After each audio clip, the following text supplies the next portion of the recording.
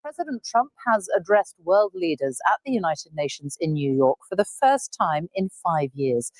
In an extraordinary speech, he took aim at European countries, saying they were going to hell because of immigration and a failed experiment of open borders. He criticised London's mayor, Sir Sadiq Khan, the first Muslim mayor of a Western capital, and said London wanted to go to Sharia law. A spokesman for the mayor said they wouldn't dignify the president's appalling and bigoted comments with a response.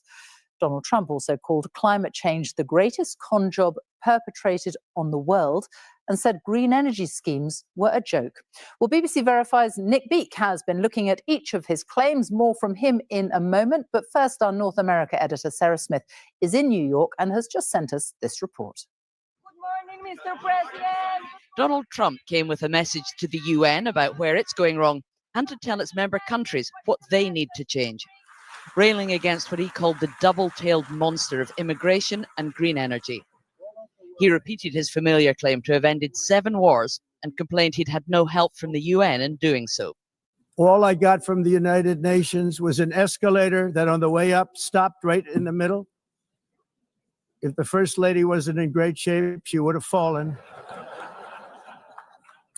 And then a teleprompter that didn't work. These are the 2 things I got from the United Nations: a bad escalator and a bad teleprompter. Thank you very much. The escalator stopped just as he got on, a perfect illustration for Mr. Trump of everything he thinks is wrong with the UN. He talked about the conflicts he's not been able to end in Ukraine and in Gaza, criticising nations like the UK who have recognised Palestinian statehood. We can't forget October 7th, can we?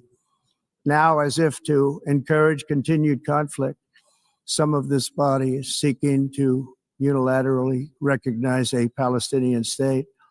The rewards would be too great for Hamas terrorists for their atrocities. This would be a reward for these horrible atrocities.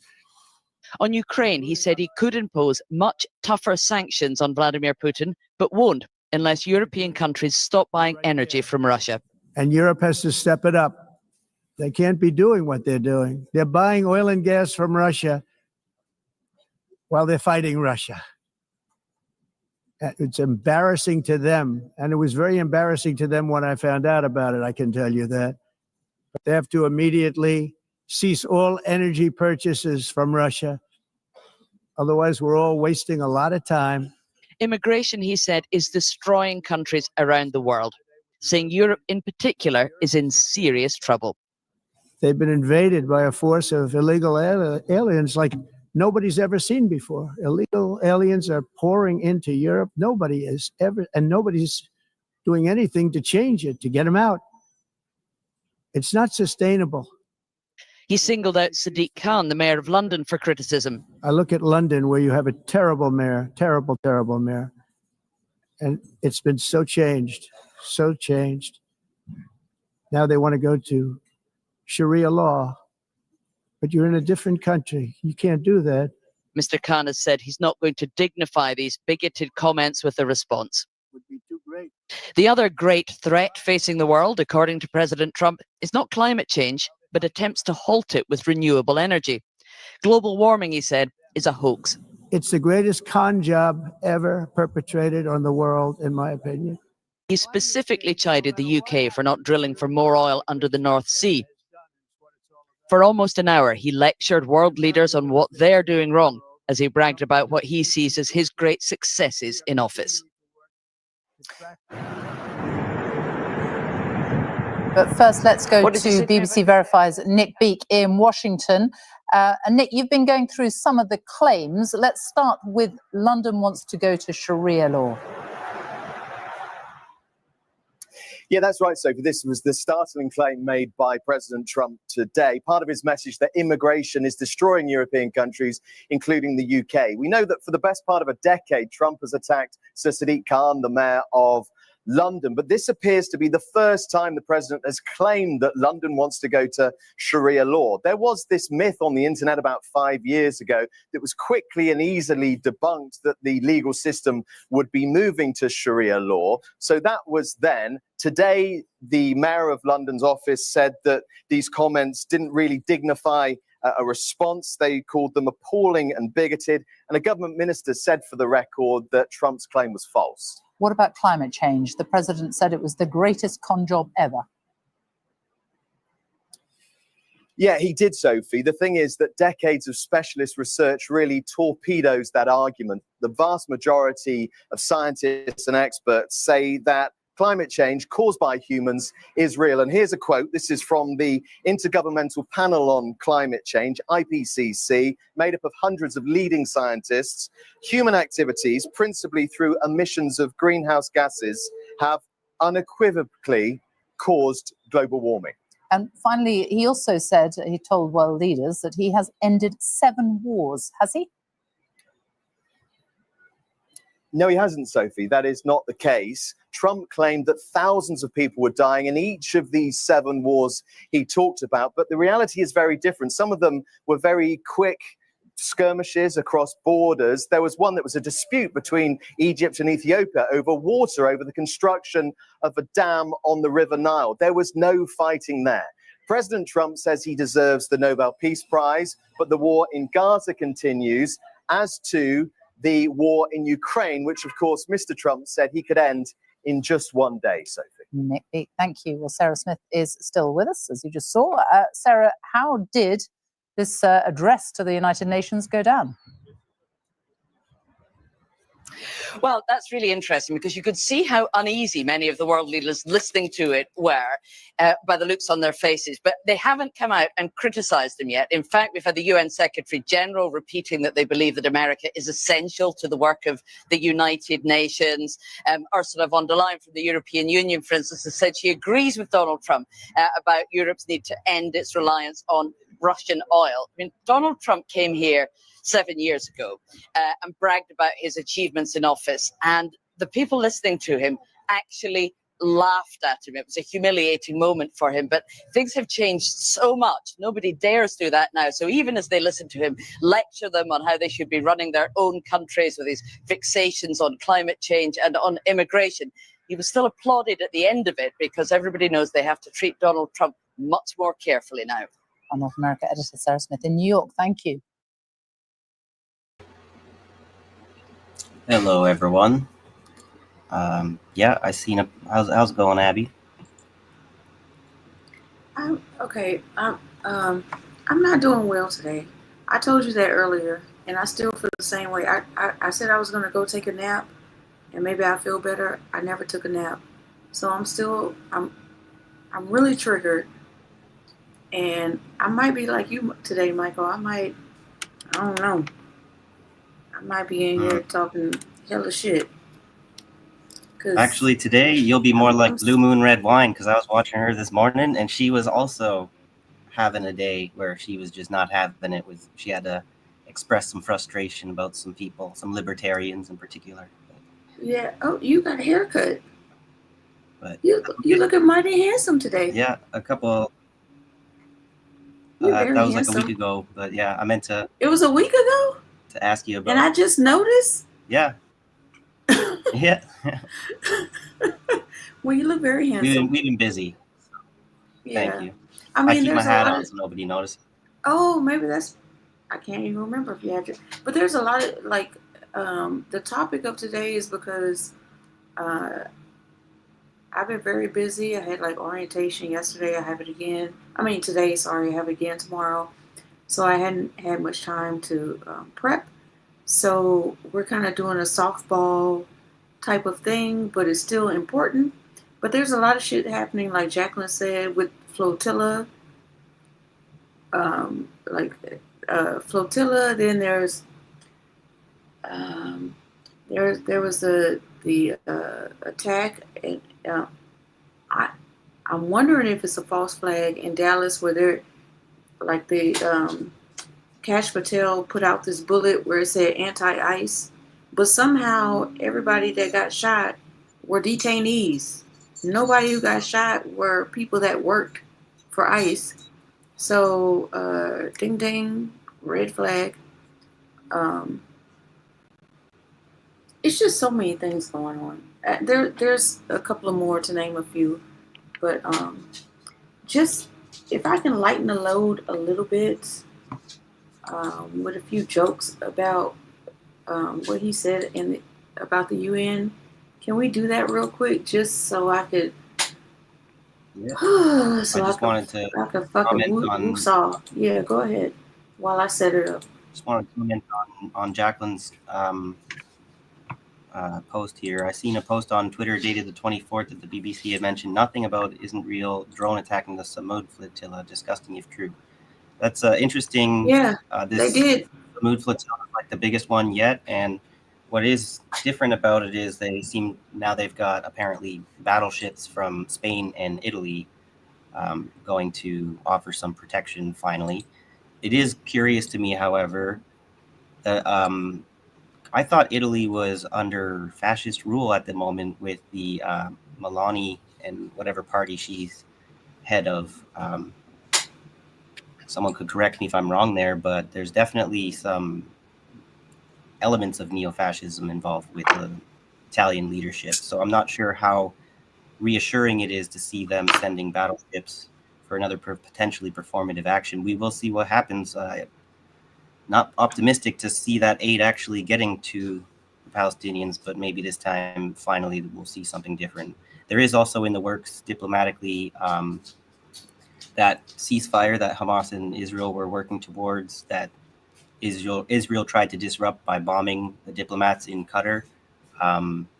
They're still trying to, I guess Hamas is trying to get a letter to Donald Trump about a 60-day ceasefire proposal in exchange for some hostages.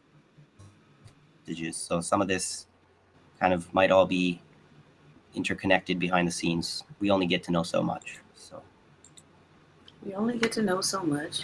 So let me just. There's two jokes about the UN thing that I want to show you. Or maybe it's just one. I can't remember. But here's one. Oh. Y'all Why does it keep doing that? think y'all funny? So the escalator just happened to stop when I'm walking up on it, huh? Whoever working the teleprompter, I'm gonna whoop your ass. Anyway, I came here to talk about me. Y'all country's going to hell. All of you, physically. Y'all don't know what y'all doing. Y'all ain't getting no money for real. Y'all ain't getting no money. That's why y'all trying to come to us. I do this. They be like, Don, how you get all this money, Don? Don, how you get all the hoes, Don? Listen, I pretty much can do no wrong. I've done everything I've set out to do. I've never lost. Y'all problem. Y'all want to fall in line. Y'all up here looking. Y'all laughing, kikiing, turning the escalator off. Bitch, my ankles hurt. Thinking it's a game. Thinking it's fun. Melania, bring me some of that Tylenol, please. My ankles is killing me. Oh, my ankles is killing me. I don't care about the autism. Just give me the Tylenol. you hear about that Tylenol Hopefully. press release Yeah. thing about the autism? Yeah, pretty Yeah, clever, I- timely with this material. Would you like to see that one too? I got some on that too, because we're not really talking about that. But I told you, I actually wanted to do the jokes in the middle, so we could have a break from the fuckery. But I guess we're doing it now, so fuck it, we're doing it now. Fuck it, we're doing it live. Okay. Why not? Hello, Why not? Steve. How's it going? Hi, Wolfie. Okay, here we go. Physicians at the It keeps doing this. effective immediately, the FDA will be notifying physicians that the use of well, let's see how we say that. Acetaminophen acetaminophen. Is that okay? Which is basically commonly known as Tylenol during pregnancy, can be associated with a very increased risk of autism. So taking Tylenol is not good. All right, I'll say it. It's not good. First, I got another one from the same dude. He's funny because the black dude, he's real funny because he just, oh, he's funny as shit. And let me play that one, and then we can move on to some realness, and then I have some more funny stuff to break it up, and then we'll be serious again. Okay. Okay. Yeah, Jacqueline's saying, hang on, isn't autism diagnosed in children and isn't Tylenol on adult pain medication? Yeah, very astute of you. However, they do have, I guess, baby Tylenol and stuff. And I don't think we should be, this is what they do, okay? Because they get someone like Trump to say something like this, now we've just discredited any potential revelation about Big Pharma that is, in fact, an uncomfortable truth. I've always known, I feel like it's actually common knowledge to a certain degree that Tylenol is, in fact, not good for you. Everyone knows it's not good for the liver. So then now something that's uncontroversial is being made controversial because a controversial person is the one, whatever, saying it with a megaphone. The whole thing about your free speech is not exactly free because some people with a lot more money have a lot more reach than you do as far as their voice. So, I don't know what's going on with my ability to change the layout. So, I have to ask you to do that because it's Okay. like all lane. Yeah, I don't know. It's very weird. Thank you. Yeah. So anyway, that is a good point that you are making about. So they'll have like their underlings say something. Like, for example, their underlings are saying, don't talk about political violence. This is, it's divisive and we shouldn't be doing that. But then the president of the United States is like, I hate them all. And they should all be like, this should have Charlie Kirk is saying, oh, Biden should have been, we should have executed him. But then they have the other one saying you should not be doing these things. So it's a mind fuck, really. I'm just sick of it all. But here we go with the autism joke. Let's get back to the jokes, please. Medication. And it's Epstein. God damn. There's some names on this month. That motherfucker said, wait, I'm gonna play it over. I'm sorry, I'm cursing a lot because today I just really don't give a fuck. I'm so sorry. He said acetaminophen. Clock that T. Okay. It is Epstein. God damn. There's some names on this month. Acetaminophen. Acetaminophen. Epstein. It's Tylenol. In Cuba, they got no autism over there. None. And they don't have Tylenol. Come on. Also, I want to touch on amoxicillin. God damn. Oh, that's what that is? Ain't gonna never be able to say that shit. God damn. Yo, what up? What up? It's your boy Dictator Dunn, aka Sweet Don Singer. I'm doing it at the White House with my girl, JD Vance. That ain't not right. With my girl, JD Vance. No. I recommend that pregnant women take Advil instead of Tylenol. It's gonna get rid of the autism completely. It's a little hard to get the best reaction when the video is glitching a bit. I can't really see his visual expressions, which is like half the comedy, right? Oh, was it glitching? I don't know what's going on. I just have no idea. There's nothing we can do about it for now. But we do got to do our best. I think I'm gonna have to save up some money and just buy a new machine. So that's all good.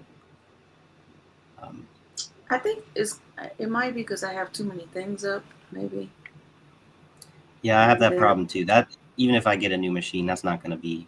I always have too many tabs open because I can't exactly tell which ones I need, and that's just something I got to get better at over time.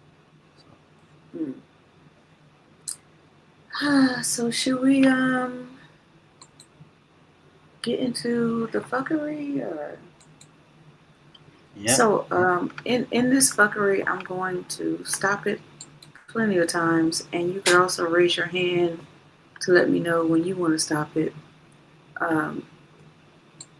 Because just so you guys, everybody's talking about, you know, the normal stuff, right? The UN speech, the Charlie Kirk Memorial, all those things.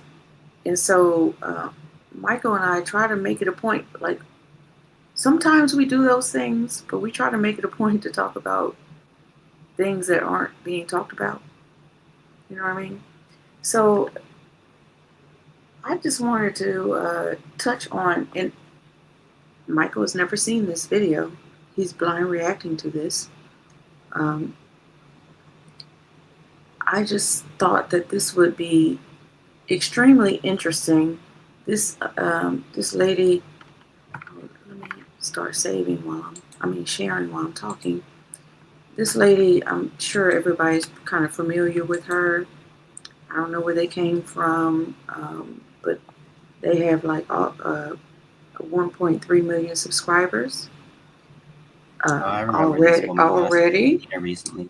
Yeah. And they just popped out of the blue, so I don't know. Or did they pop up out of the blue? I'm not quite sure. But that man that she's talking to worked for Black Hawk. He was a mercenary for Black Hawk. This man right there. So she's interviewing him. When you said that, it sounded like you're saying he's a mercenary for Black Hawk. Black Hawk. But it is, but white cock. Exactly. Yeah. Oh, Blackwater. Thank you, Blackwater, Lance. Thank you. I appreciate that. Not Black Hawk. Yes, Blackwater, which is a mercenary group. So she's interviewing him about the state of the Democratic Party. A fucking mercenary. Okay, but anyway. Yeah, definitely a CIA kind of commentatorship. Red flag type of 1000. Red flags everywhere. I like to talk dirty too, Lance. I ain't gonna lie. I do like to talk dirty. I just don't do it here as much as I probably should. I probably should get up on that. But here we go. Be very concerned because she has an opponent that is not beholden to corporations or to an incompetent man that lies about his weight and height. I want to welcome to iHip News. Before we go on, while she's talking about somebody who is lying about his weight and height, okay, you see that arm right there, right? And if you look at her hands, she has that white woman face, you know, that Botox face. Yeah, Ozempic does all the whole 9 yards of all the eugenic shit. Yeah. That's like a very Republican fucking face. But she's a Democrat. I wonder if anyway. Knows. Yeah. Yeah, I digress. Senatorial candidate Graham Plattner from the great state of Maine. Mr. Plattner, how are you today? He's a candidate. I'm doing well. Thank you so much for having me on. I was so excited to see that you were running against Susan Collins because as a woman that lives in a red state, who wanted other women that didn't live in Christian nationalist states to vote to protect the rights of women federally across the country. She has consistently been such a disappointment. I mean, just such a total disappointment. She didn't stand up to Kavanaugh. She didn't stand up for women. And I was so relieved to see somebody with a message like yours run against her. Yeah, she has been this attempt to play the moderate charade that she's done for so long.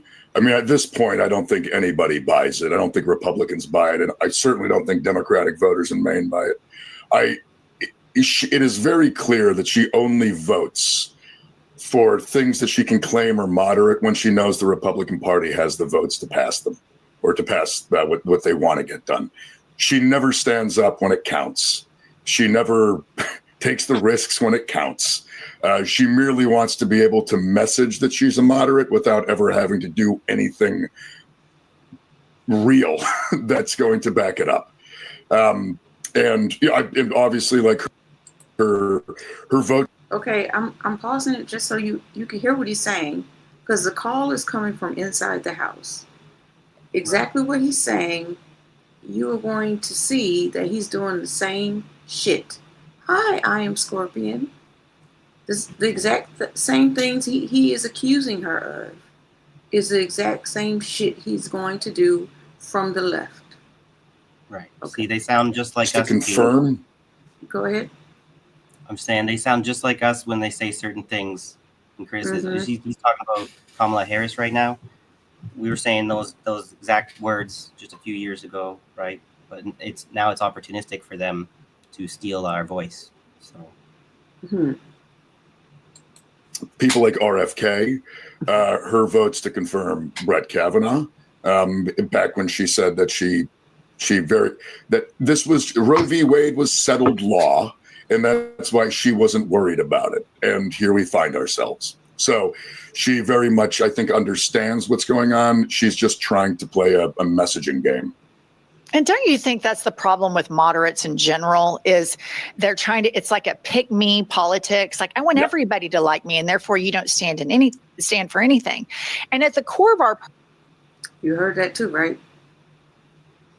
All right, y'all remember this shit, okay? Party right now, we have two moderates who have been consistently disappointing, as Senator Collins has. And over the weekend, we saw Hakeem Jeffries and Chuck Schumer go on national television and humiliate themselves and show zero courage. Number one, Hakeem Jeffries voted to honor Charlie Kirk. How a black man votes to honor an unrepentant racist is beyond me. And then you have Chuck Schumer embarrass himself on national television, basically saying he's going to continue to talk to Zoran. But do you hear this? So, like, she's perfectly okay with pointing out a black man about embarrassing himself for being on their side. This is like a humiliation ritual. Did she say anything about Chuck Schumer being a Jew? That is standing up for white supremacy? Not a word. Yeah. It's like they profit on our pain. All that democratic support for Ukraine, in for a penny, in for a pound. Yes, and all the Nazis in Ukraine. With all the Nazis in Ukraine and all the support for them. All the Western press that admitted that they had a Nazi problem in Ukraine for years and years, up until 2022 or 2021, I think, when they stopped. They stopped talking about it. And all of a sudden, they're all rah Nazis. What was his name? What's that Indian man? Rokhan? What's his name? Like, there's tweets from Democrats talking about the Nazis in Ukraine from pre-2014 up until 2014, and then all the shit stopped. Now we are in total support of fucking Nazis.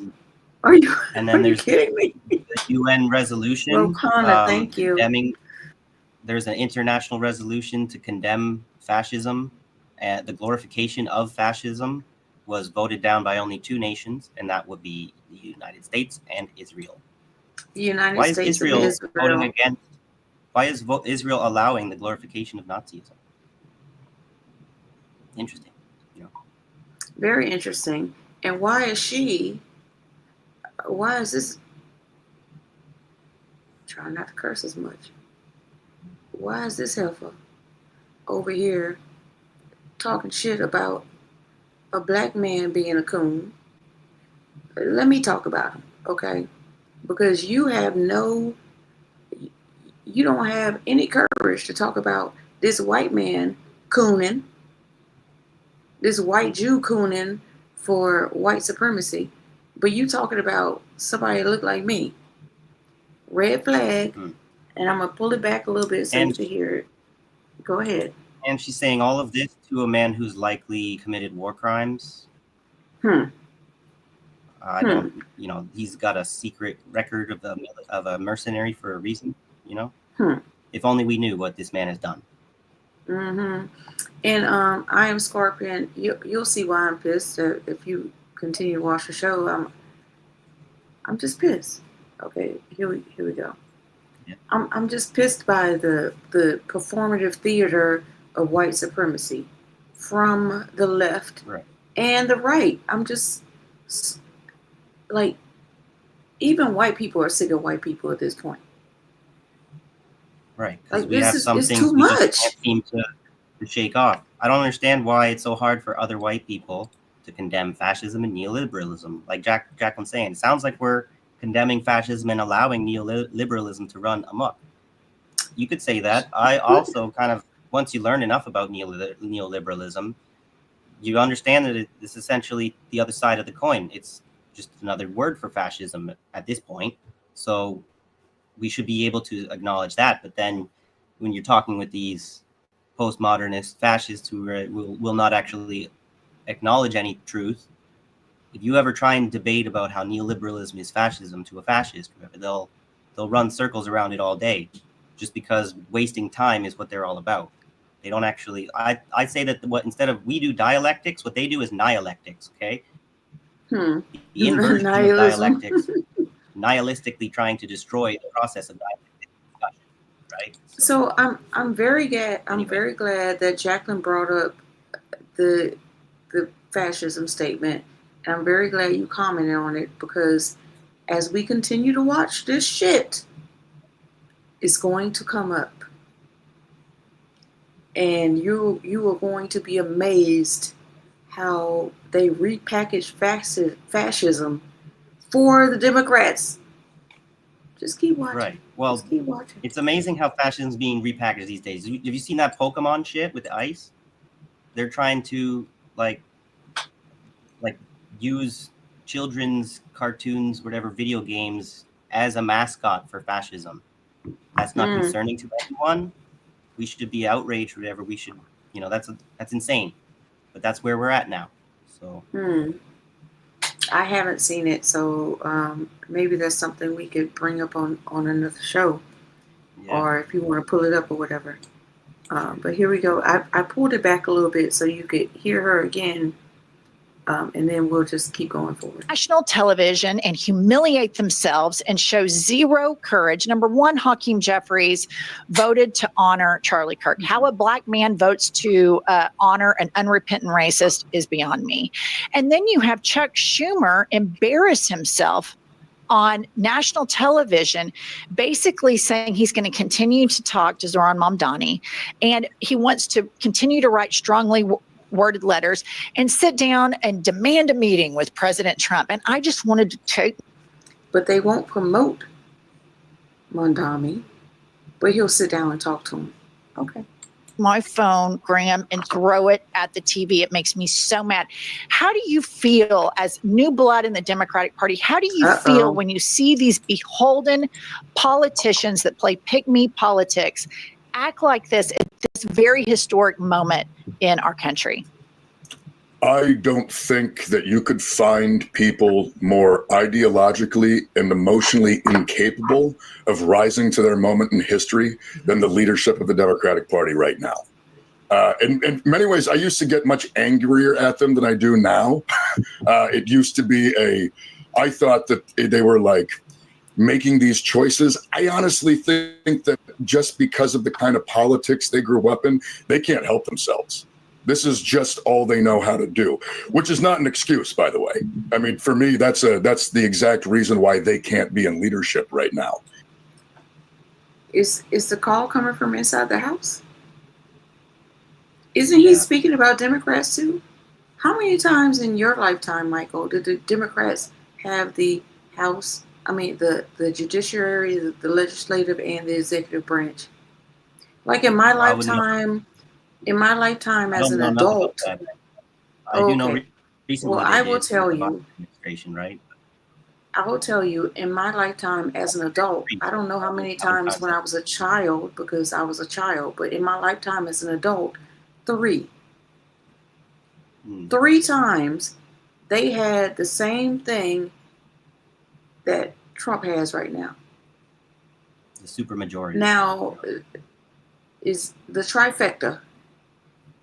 Did either of these parties with the trifecta do anything for the actual American people? Not once. So what the fuck is he talking about? Just blowing smoke up your ass. Like that's all they know how to do. He's blowing smoke up your ass. Exactly. For instance, on the continuing resolution stuff last Friday, we know that we are engaging with an opponent that is not interested in coming to any serious compromise. That's how we have to be acting too. We should be asking for all the money that was cut for Medicaid and Medicare to come back before we start talking about funding the government. Now, we know they're not going to do it, but that's why you have to ask for it and then message on it. Pretending that we're supposed to still be in this world where we're going to find some common ground with the Republican Party on these things, it's insane, and it just makes us lose and continue losing. There still are mechanisms of power when you are not in the majority. We need to be using those mechanisms of power, which are primarily around argue for everything that you want, hold out until you get it. You're not going to get it. And at that point, you get to message on the fact that Republicans would rather keep Medicaid and Medicare unfunded than open the government. But he said, hold out for what you want. So is he telling us to stop voting for Democrats? Fuck no. No. Not no, but fuck no. This is a clown show. Look at her face. This is a clown. This is a shit show. Okay, should I just? You want to say it's something? The force to vote thing.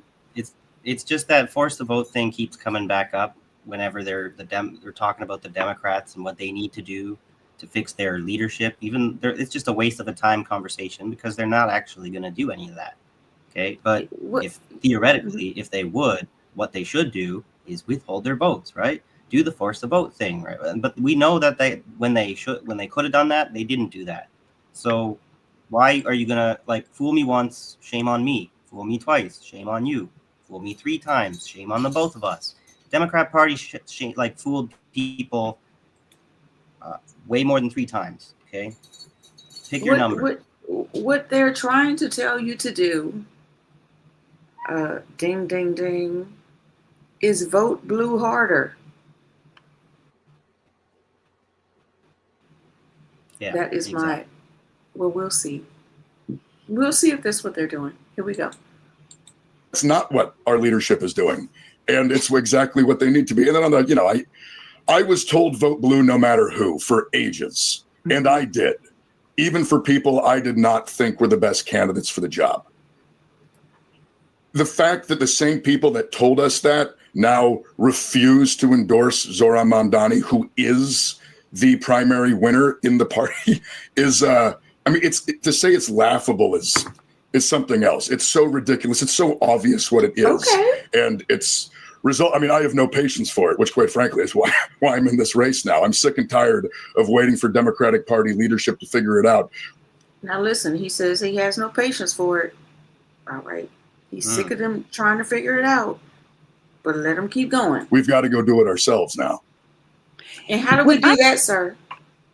Imagine being able to build anything Here we go. just by thinking about it. I'm sorry, Meet Base folks. 44, a What kind of creation idealistic platform. bullshit is I'm not this? paying. I'm not Imagine paying. you think about it, and that's I'm all not you paying. need.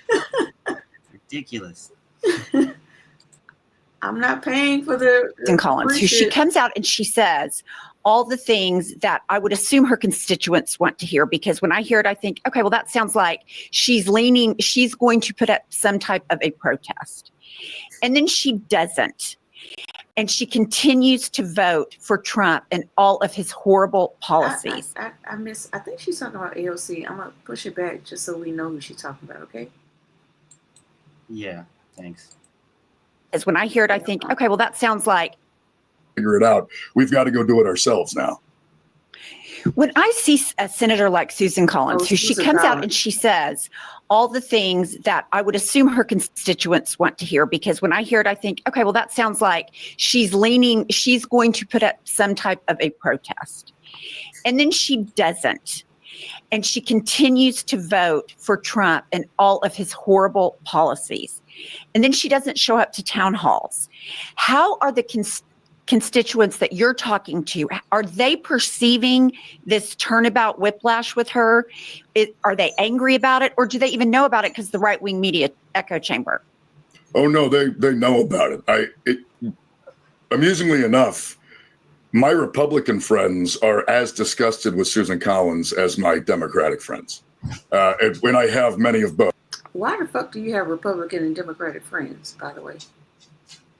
Because everyone's always kumbaya. And he said I have plenty of both. There's so much value in having friends on both the left and the right. Don't you understand? The centrists know everything. Okay. Okay. And he has both. He has plenty of both, he said. I'll let him say it for himself. Republican friends are as disgusted with Susan Collins as my Democratic friends, when I have many of both, because I live in a small town in Eastern Maine. The people just see her for what she is now. She's a establishment politician who is trying to play a game of finding a politics that is going to keep her getting elected. But over time, that stops working, because over time, people just see you as not committed to anything. Everything is just a political decision. There is no commitment to a deeper project. There's no commitment to your constituents. There is just a commitment to maintaining power and the status quo. And I know a lot of Republican voters who dislike her immensely. They also... Go ahead. He claims that eventually the people are going to realize that you're full of shit, and then you're not going to be able to get reelected, as if the elections aren't rigged as fuck. Because how many politicians in office have been in for like 30 years or whatever, keep getting reelected somehow? What's his name? Andrew Cuomo, still running for New York again? How is that happening? Right? Don't people realize that he just, every time, he's just full of shit and betrays people over and over? It's about the fucking capitalists who back these people for victory, whatever. Money in politics. They just don't want to talk about it when they don't want to talk about it. And just so you know who this man is, his name is Graham Plattner. He's a Democrat running for U.S. Senate. He's running to outseat Susan Collins, which is a Republican. This man is an ex-Marine, an oyster farmer, like, so he could seem like he's for the people or whatever the fuck. But work for... Now he's got money to go enter politics after all that blood money he earned, right? Yes. And a mercenary. A mercenary for the U.S. government. And we are supposed to believe that he is going to step into office and do a better job than Susan Collins because he's a Democrat. That's what we are supposed to believe. But okay. But at the same time, though, the other elephant in the room would be the declining American hegemony. So whenever they act like they're going to be able to step in and save the day, and they don't even acknowledge the crisis of the American empire and their own imperialist proclivities there's nothing that they can do to really halt this, as long as, China is for real. That's the thing, right? If that whole this whole narrative about China bringing down the U.S. hegemony has some falseness to it, then some of these imperialist bastards have more of an edge than we realize. But if China is truly Marxist-Leninist, these people are fucking cooked. Okay. Side note, I feel like because we have that like comment thing going up there, we don't look at the comments. I mean, we don't like not look at the comments, but put them up as much. And I feel like we're doing our chat a disservice because our chat is undefeated. So we got to work on I just find this a little too small for people to read sometimes. Yes, it's too small. I don't like it. Yeah. Okay. But then there's the thing about if you make it too big, it will be too big. So I've seen shows where it's. I think we need to change our platform because I've seen shows where it is big enough, and you can still see us and what we're talking about. So we have to research that. That's one thing as far as our tech issues we've not explored is using something other than StreamYard because it's not really any. It's just basic and useful because it's easy and free, or not free but cheap, right? So right. We'll look into it. So. Yeah. Commitment to maintaining power in the status quo. And I know a lot of Republican voters who dislike her immensely. They also just see someone who is willing to change their positions at the drop of a hat. And whether they agree with them or disagree with those positions, over time, you just begin to see somebody who it's very clear the project they're engaged in, and that's not a project of representing the people of Maine. That's a project of representing themselves and the power that they have amassed, and frankly, the people that have allowed them to stay in power, which are mostly their donors. That does not speak to the people of Maine, and people are beginning to notice. Actually, I don't even think they're beginning to notice. People have noticed. We all know what's going on now, both Republicans and Democrats, which for me is why there was a real opening in this race to unseat her. And I don't think we beat her in 2026. I honestly think we trounce her. Love it. Love it. What about AIPAC money? What do you think about that? Democrats taking money from the AIPAC lobby, which is the same lobby that before we get really beholden to. Before we get into that, you heard what he said? He sounds like the same people who were telling us, remember when Kamala Harris was prancing around with, what's her name? Liz Cheney. Like, oh, the Republican thinks that we are going to be better. And that other woman, Navarro, who's on The View, who is a Republican, and she's like, I'm voting Democrat now. And I think it might have been Chuck Schumer who had said, we're going to lose some Democrats, but I'm pretty sure we're going to pick up some Republicans. That's what he sounds like. They don't give a fuck about the people who are not voting at all because they are lost in the sauce. They are just trying to pick up, like, oh, well, we might lose some Democratic voters, but we'll pick up some Republicans. So we could just keep going business as usual. Fuck you. Well, I feel like that's the strategy that they've been employing. There's nothing new at all about that. I think that's like since the Clinton era, they've had this strategy of we have to push the Democratic Party more to the right in order to appeal to the Republican voters, and then we can take those Republican voters to the left or whatever. But it's that ratchet effect, you know? They never actually get any kind of leftist policies off the ground, and it's intentional. And this appealing to Republicans is just about trying to do the pendulum swing back and forth, because they really want the people to just like stampede from one shitty party, like corrupt party, to the other. to the other. Just stay in the duopoly. That's if you could just stay in the duopoly, then the people on top will be fine. Right. And Jacqueline, this is a very good comment. And it makes sense. If we just leave that thing up and only pull out the stuff that is specific to what we're talking about, you guys in the chat can be in there talking your shit, because I know y'all like to talk shit. Yeah. So Well, maybe it is a good thing. I like your comment from earlier. She was saying about how nowadays it's not just one elephant in the room, it's a whole freaking stinking herd of them, right? And one of those other elephants, just to mention briefly, is as much of a problem that we have with the duopoly. The advocacy for a third party is full of problems, because what are the two main parties that people are knee-jerk responding with? Let's support the Green Party and the Libertarian Party because they're the biggest. And that's definitely going to work. That's been a disaster so far. We need to learn from our praxis and come up with a better plan if we actually want to help the people, because we do, right? But it's very complicated to understand what is the correct strategy to deal with the crises that we're in, to be pragmatic and realistic, you know.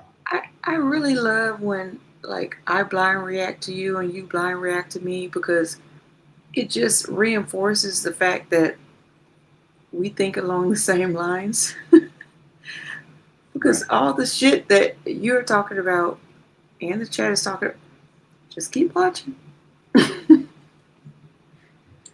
I'm not. What do you think about that? Democrats taking money from the AIPAC lobby, which is the same lobby that MAGA is completely beholden to. I think this is a cancer in our party, and I think we as voters need to sniff it out. And I think that's the problem with Hakeem, and that's the problem with Schumer, is they're beholden to the same people that are beholden to Donald Trump, and they're just the party of MAGA light. Oh, I agree entirely. I mean, I refuse to take AIPAC money. I won't. When you follow the money, you find that they support many hard right conservative candidates. It is no surprise to me that many of the people in our party who are incapable of standing up to this stuff are also taking money from the same people who fund MAGA republicanism. So it cannot be. I am all for a big tent in the Democratic Party. I would love to see everything from people on the left to people who are moderates, even to people that hold some right positions, as long as they're not. What the fuck is that? So you're gonna have. I'm all for a big tent. So you're all for a centrist party? I'm sorry. Go ahead. I'm saying, so you're gonna let communists in your party? Are you gonna condemn Zohran Mamdani for being a communist, even though he's not? You know what I mean? Like the reason why they're willing to have these right-wing people in the parties, or like he was saying that they take money from the Republican donors too, right? It's because they are no different than the Republicans at the end of the day. Like on how to run the empire, they're in complete agreement. This guy probably knows that, you know, considering the profession that he comes from. Like they're just worried about how to stay on top. They're not really worried about democracy. Yeah, so keep listening to that part about he's all for a big umbrella, like a big tent of people, and you'll see why as we keep going. Because I watched the whole thing. You haven't watched it, but I have. I would love to see. Oh, go ahead.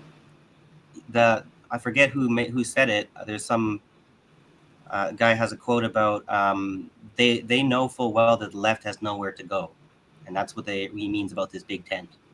Yeah, you can come to my tent, right? Corrupt, whatever. But his criticism essentially is the crony capitalism criticism, right? All the problem is that they're just letting these cronies run the show. If we just get the cronies out of capitalism, we'll be fine. You know, don't be naive enough. That is some dangerous bullshit to believe. Okay. I think that's very interesting what you just said, because that was like from Lawrence O'Donnell from it was a documentary about Rand Paul, and he was saying that, you know, if you want to pull the party to the left, then you have to stop voting for them, or else they're just going to keep doing whatever the fuck they want to do.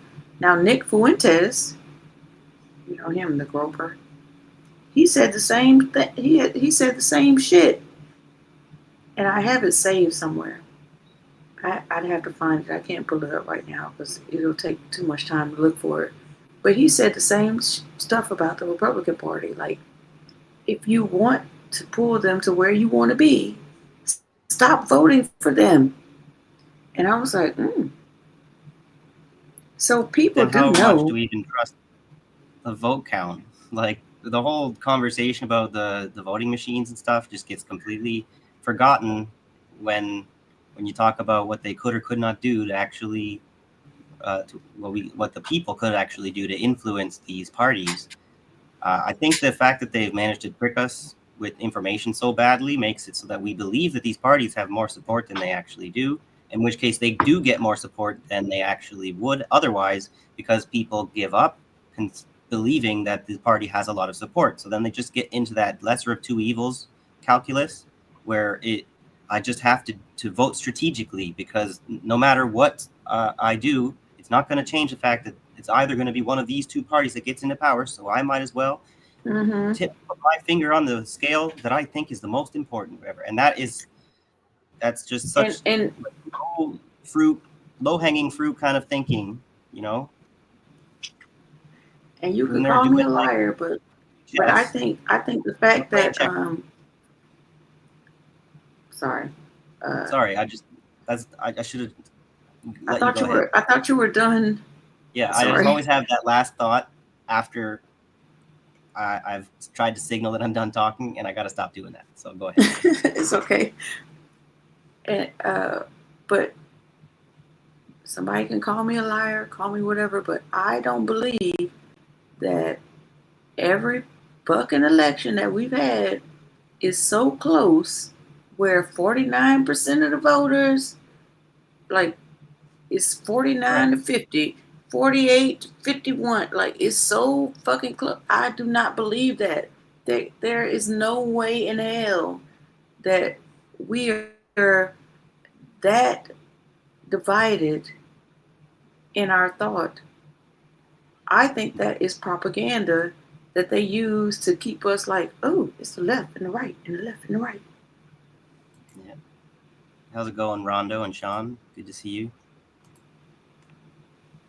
And Kieran and everybody else out there. Everything from people on the left to people who are moderates, even to people that hold some right positions, as long as they're not, frankly, abhorrent. I'm okay. I'm okay with all. Yeah, as long as they're not fascists. Right. If you still think people should have health care, but I disagree with you on other stuff, there's still a place in our party for you. Go ahead. As long as they're not fascists, well, too bad. That's what they are. You know what I mean? That's the thing is, I've been thinking lately about how valid is it to be attaching labels to people that they themselves reject? Because this is actually something that everybody on the left and the right does all the time. Okay, so I think sometimes just because people say I'm a no labels person, you can't attach a label to me, or whatever, that doesn't mean that you can't. That they still, like, depending on their politics, they may still qualify for being conservative or liberal in a sense, but it gets kind of tricky to try and put people in boxes they are saying I don't belong in. Okay, but when people are behaving fascistically and they continuously deny it, then it's just a part of gaslighting to sort of refuse the label. So there's some nuance there we could have a discussion about at some point. That's not really the purview for today. So. Yeah, they're gonna. I feel like they're gonna start sounding a little fascist in the end, but we'll analyze that. But doesn't that look like a Lori Loomer face? Yeah. Let me shut the fuck up. All right. Now that you met. There is no place in our party for corporate interests that just want to rob working people.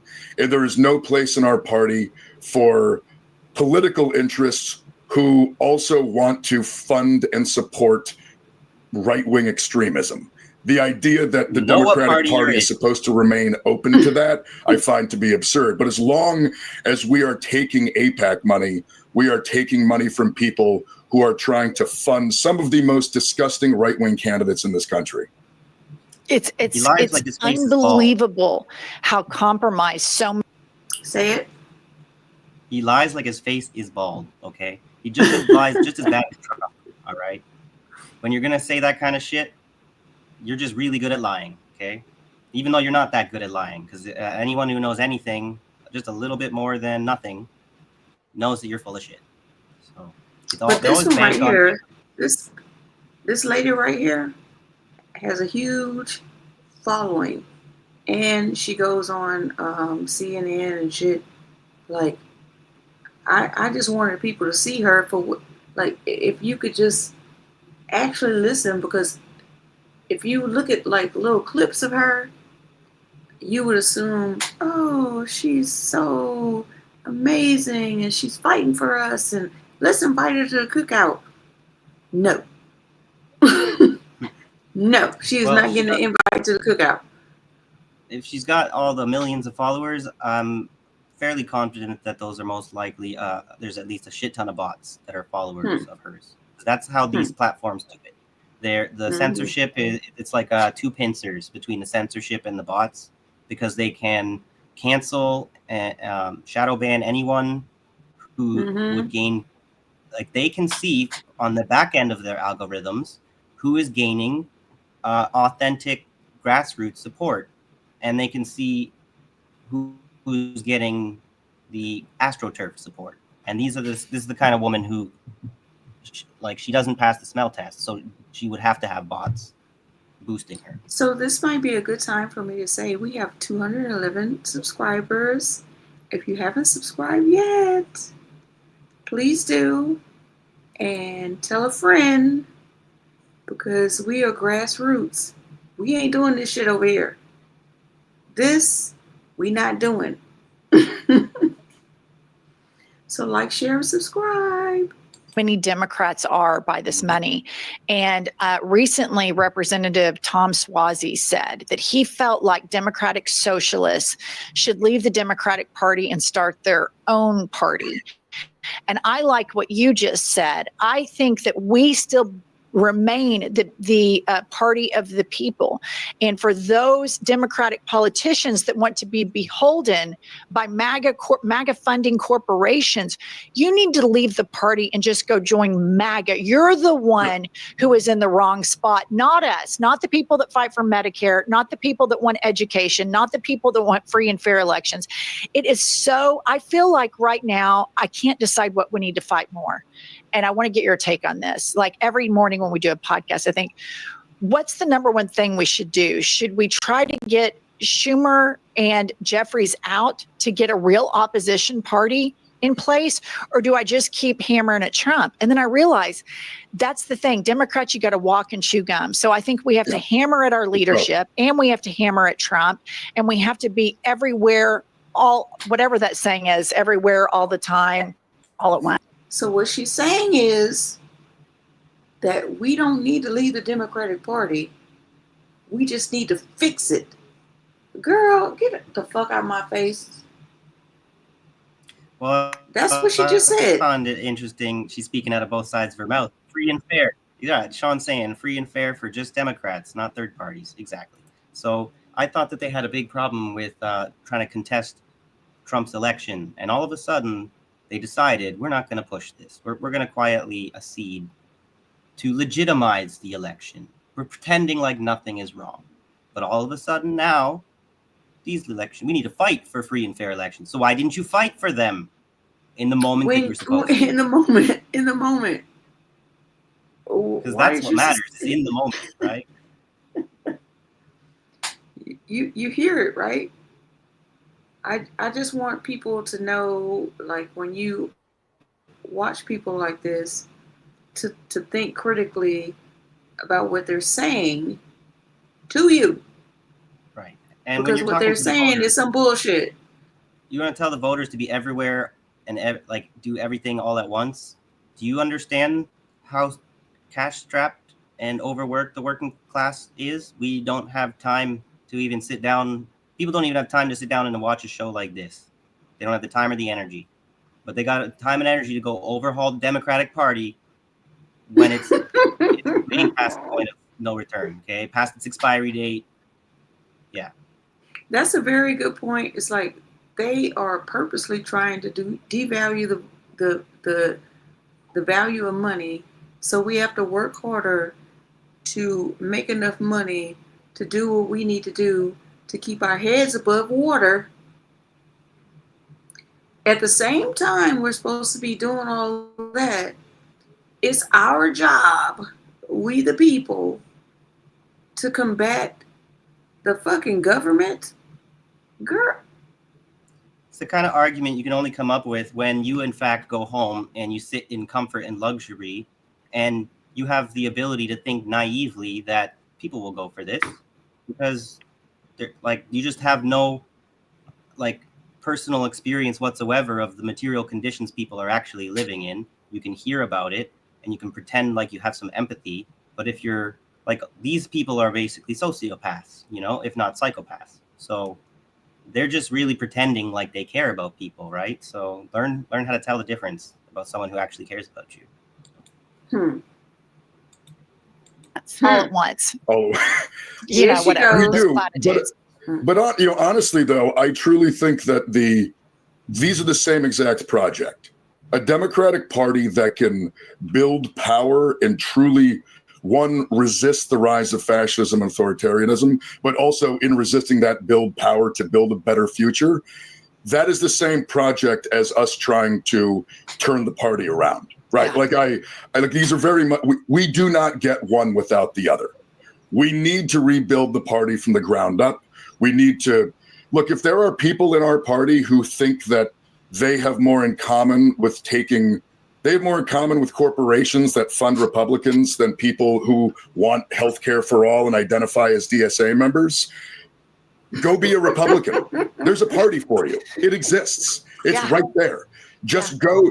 And that, for the project that I think we truly need to undertake, we need to turn the Democratic Party back into the party of the people, back in the party of working people, a party of labor unions, a party of community organizations, a party that fights for big structural change like Social Security and Medicare. Those were our things. We built those.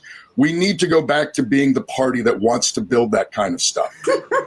And to do that, we are going to have to lose the corporate-owned establishment politicians who do not want to do it. That's fine. Just go be a Republican.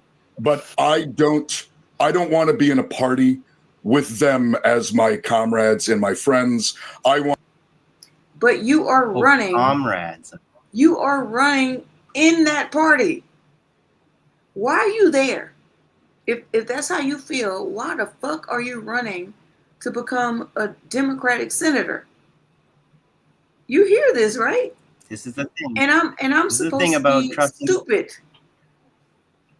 It's the thing about trusting so-called social democrats and progressives, because this guy just you see how they steal our rhetoric. They try and pretend like they're for the things that socialists are for, but when push comes to shove, they won't go far enough left to understand that socialism is about building the path to communism. But you can't acknowledge that, so then you get to try and say, yeah, we want these things that you guys want too, whatever. We're not a bunch of extremist terrorists, so we're not really going to actually challenge these people that we're pretending like we're criticizing very deeply, whatever, right now, but their cuts don't go so deep. So you see when I told you I'm real triggered today, and I'm really fucking pissed. I watched this and it just blew my fucking mind. And I just want to give a shout out to my girl. Let me hi Demi, I love you too, girl. Good to see you. Demi is a beautiful sister that she's in one of the groups that I frequent, where they talk about how black people, well, not black, but we are Aboriginal people to this land, and I'm learning a lot from them. Sometimes we just be talking shit, but I am learning a lot from those groups. So some of them come in here to say hi to me, and I really appreciate that.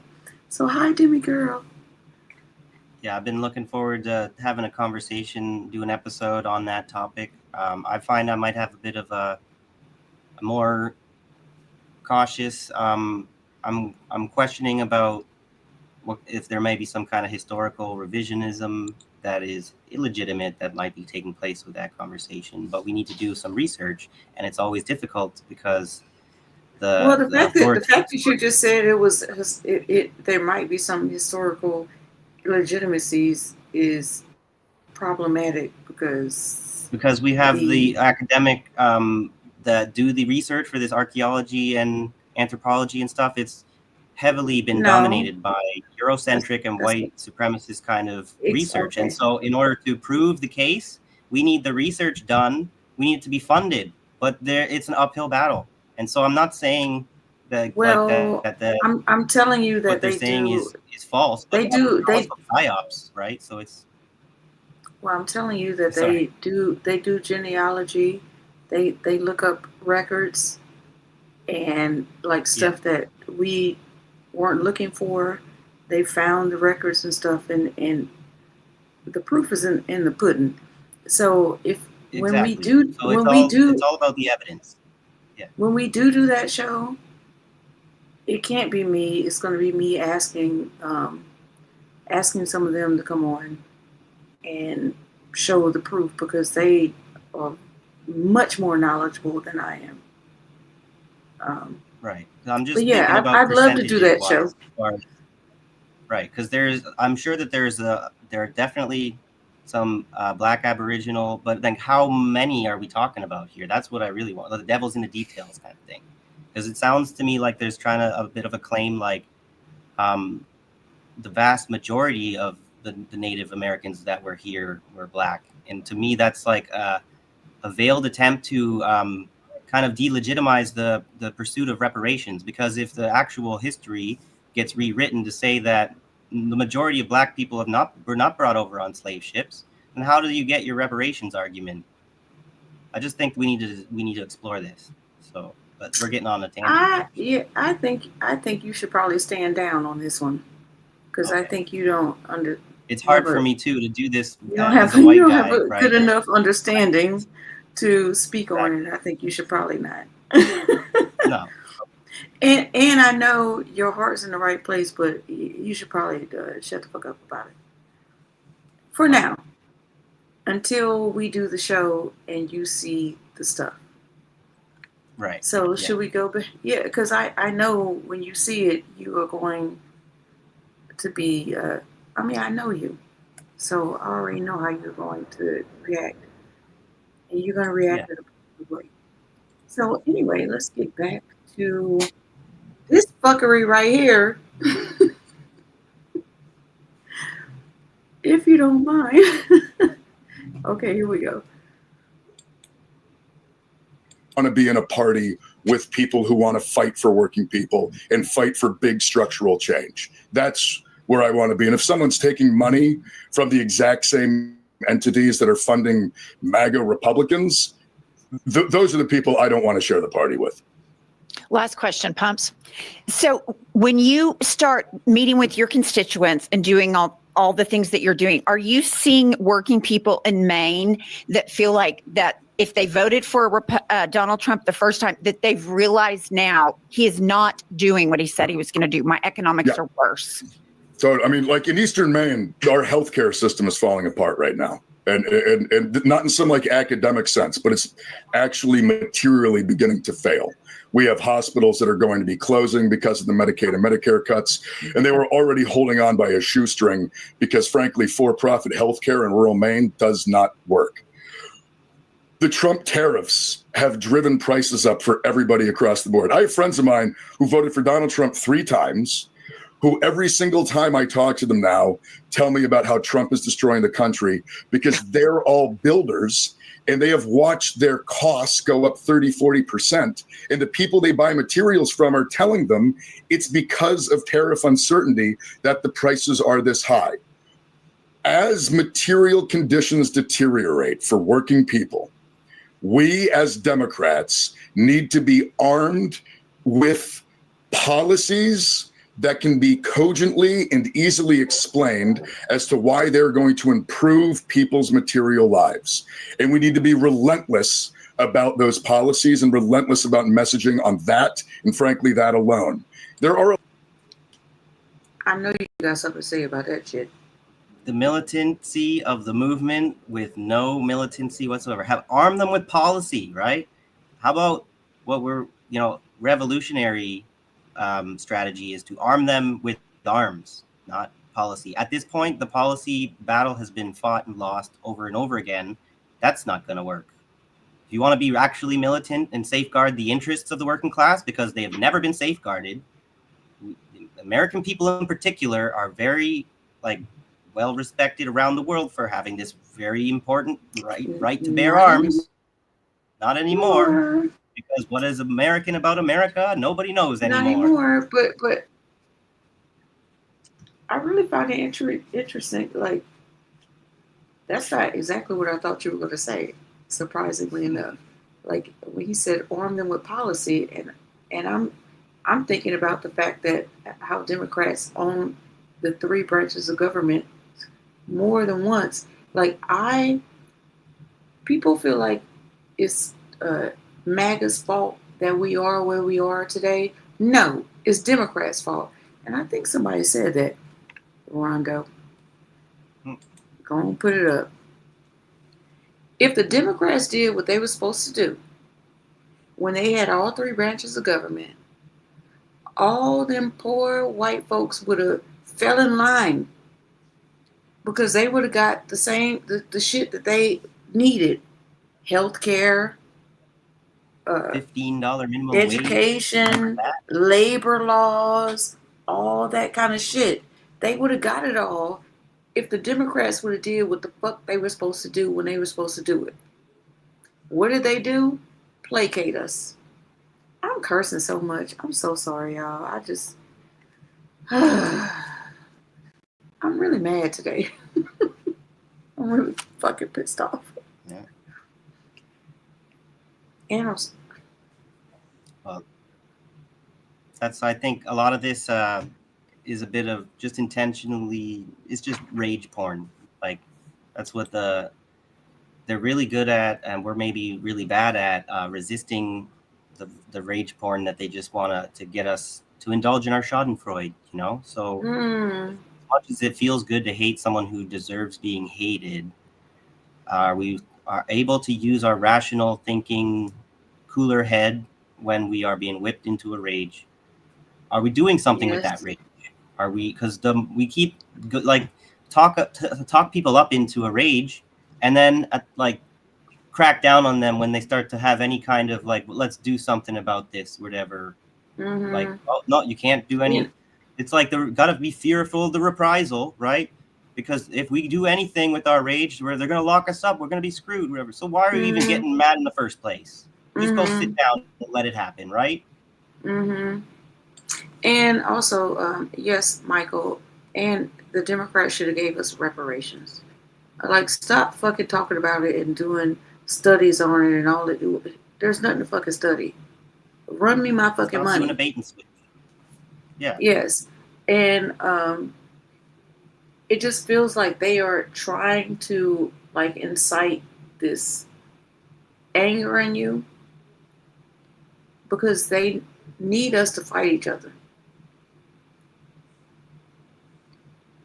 That's what they want, because the more we fight each other, the more we aren't paying attention to the fact that they are robbing us fucking blind. They are robbing us blind. It's ridiculous. I mean, we do have some tensions that we are not in, every different person has things that they don't quite agree with on what we should be doing going forward. And we are kind of being exploited because as important as it is to go through the dialectical process of having somebody's thesis and antithesis, actually have that discussion to hammer out who's right and wrong about stuff. Every time we try to do that, it's just an opportunity for us to go into infighting. And so unity is important, but unity on the right mass line, because if we get that wrong, to be unified for the wrong reasons, that will undo whatever we're hoping to achieve. And then we'll have to be sober enough to look back on what happened and admit our mistakes. Because if we want to paper over them in the name of finding future unity, we're just going to go through the same mistake over and over again. So I realize I don't have enough experience organizing. Some of this kind of sounds a bit trite coming from me, but trying to find people to work with, and that's why we're here. So if you got anything to disagree with, please let us know. We can talk about it. I don't think it sounds trite coming from you. Okay. I was looking for this very. There's Quado. I was looking. Yeah, yes, Lance. They. Well, let me take this off because how are we looking at their faces when you could be looking at ours? Hello. Hi. So you're so cute. Who is talking about civil war? Like, if you are in a social media space and stuff, nobody's talking about civil war but white people. Nobody's doing that. No black people are talking about it. No Asian people. No Latino people. It's like, what is going on in the mind of a white man that they are so angry that they want a civil war? And who the fuck are you about to fight? You're not going to fight another white man unless he has pink hair or blue hair or he has his nails painted. So who are you actually going to go after? But somebody that don't look like you. Not. It's not like they're going to be fighting against organized communists, because if you ever actually try to talk about like revolutionary organizing, I hope that people understand what I mean by that, as opposed to reformist organizing. You understand that people have no appetite for that civil war that would basically be. So if that's not in the cards to happen, the civil war that the white people there you're referring to are talking about is the civil war about restoring the white supremacy. So like the same thing in Canada, they're all worried about, Trudeau has ruined our country. We need to restore it to whatever it was. So, but there's two different factions of the bourgeoisie that disagree about what it was and what it's supposed to be. And that's what they want to fight about. It's white on white crime, baby. That's exactly what it is. It's white on white crime. So should I get back to the get back? Mm-hmm. Let's see what else they have. It's almost. I told you. I said it's like 20 minutes long. It's probably going to take us an hour and a half to get through it because the shit that they are saying. Every 2 minutes, we got to cut it off and be like, "What the fuck?" Yeah. I told you. A lot of Republican voters in Eastern Maine who I'm friends with, who I know would absolutely vote for me as long as I stick to the idea of taxing the rich and using it to protect healthcare, using it to protect housing and bringing housing costs down, using it to expand Social Security. They all agree with these things. And many of the reasons that they've walked away from the Democratic Party is the Democratic Party stopped fighting for those things. But we need to, again, be the party that fights for that stuff. And I think if we do, working people in this country have the exact same material needs, regardless of who they voted for. And we need to be ready with open arms to bring a lot of people back who are going to realize that as working people, Donald Trump and right-wing populism do not have the answers for them. And we need to. So you see, he's not talking about all the people who don't vote. He's talking about trying to corral Republicans back to the Democratic Party. So it's just the same duopoly bullshit. Yeah, and I don't know what this guy's religious affiliation is, but I smell a little bit of that Christian, what do you call it, a redemption? Maybe it's the Protestant kind of, everybody's always deplorable or whatever, so we need to always have that that unlimited grace for people, no matter what kind of atrocities we could always forgive them, right? No, sometimes people do the unforgivable, and I'm done with them. Okay, maybe that's a purist thing. I don't think so. I want to say something, but I didn't want to bring it back to Charlie Kirk. But go ahead. Be there with the answers. I'm all in. I want to vote for you today, right now. Tell our viewers and listeners how they can find you and donate to your campaign. And okay, that's enough. We don't need to know how to find him and donate to his campaign. We don't give a fuck. Not even a little bit. Not even a lot of bits. I see Antediluvian saying half her comments aren't showing. You're not blocked, as far as I can tell. You're still there. It's just got to be YouTube blocking everybody's shit with no explanation as to what they're blocking and moving the goalpost constantly. So sorry about that. Yeah, that's really important. I really don't know how this shit works.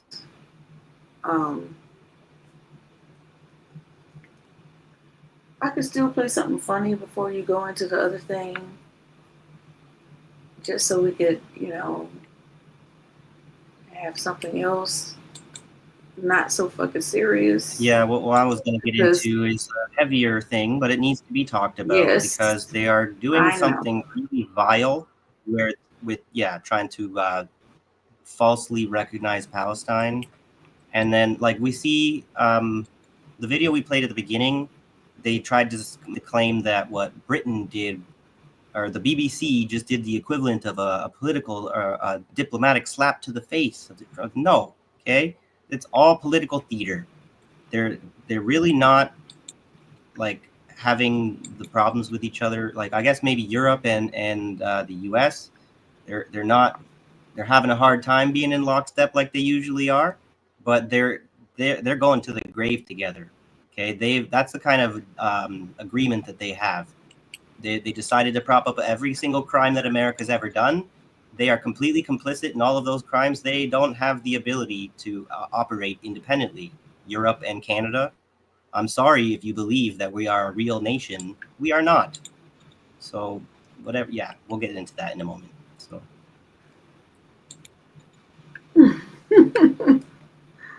Oh, we'll get mad again in a moment. Yeah. Before we do that, can we laugh a little bit? I'm sorry. Sometimes you're going to want to have a little bit of a laugh break with me, and I'm not the guy that works with all the time. Just my, mental, my character, I guess, that I have adapted with. But I appreciate I need to try and have a sense of humor because as far as organizing, it's a weird, ironic thing. You're not going to get anywhere trying to be as serious as I've been trying to be. And that's one of the most frustrating things is you have to try and kind of have some charisma and stuff like that. And then it's just tricky, right? So. Well, maybe that's why you and I make a lot of sense together because, I can bring it back sometimes. Maybe. Yeah, that's right. I always do. I guess you say I'm attracted to the more the open, like extroverted people because more the introverted kind of person. So it's like, in a way, I don't know if you'd say it's envy, but I kind of wish that I had some of the ability to enjoy life like the extroverts, But then I remember there's so much value to different people, right? Different strokes for different folks. So diversity is not your enemy, right? It's not. Don't be afraid of it. It is your friend. Yeah. Okay, so here's a little laugh. I mean, it's real fucked up, but it's still funny. Yeah, let me get a large cheese pizza. Okay, that's gonna be $4.99 a month for 4 months. Anything else? What you mean it's gonna be $4.99 a month for 4 months? I'm just trying to buy one today. I feel that. But see, I work here. So you gonna pay $4.99 a month for 4 months because you gotta subscribe to that flavor if you want this pizza. You used to just be able to pay it all at the same time. And customers used to know I can't fucking do shit about that. So what you want? Yeah, let me get a large cheese pizza. Okay, that's gonna be $4.99. So that's a joke on how you just can't buy shit anymore. Now you got to get subscriptions. Yeah. Well, it was funny. That reminded me of I was watching a new podcast. I don't really want to go shouting out podcasts I don't know enough about. Whatever. I was watching a new show the other day, and they mentioned about how there's these guys trying to pimp these girls on OnlyFans, and it's the same kind of thing. It's like, what do we need the middleman for? It's like, you don't, but I just have I need to make money somehow. So why don't you let me ride on your back for a little while, for your whole life? Yeah. Can't you just do it on your own? Okay, I got one more, and then we're gonna get serious. Okay. Mm-hmm. No, I got two more.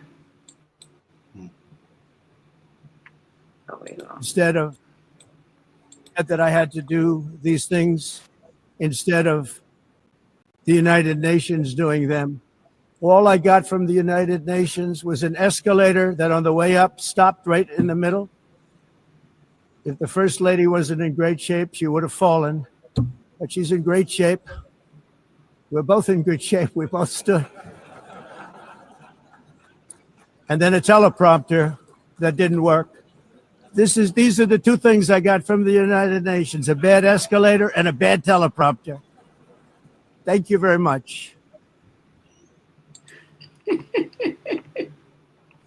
Yes, when I heard him say that, I realized pretty fast that all he's doing is like trolling the United Nations, because they've just been intentionally defunding the UN to try and kind of hamstring it, because it's they wanted to control the UN, and if it starts to do stuff like actually hold them to account on Israel-Palestine issues, now all of a sudden this thing that I created is turned into a Frankenstein. So I want to kill my Frankenstein. Now let's get rid of it quick, right? But let's just make they just make jokes about it instead. Like it's like inside whatever dog whistling to the politicians that know, right? It's like what he's saying with that is, if you guys want, me to start funding you again to fix your shit, wherever, you better play by my rules. That rules-based order that's falling apart.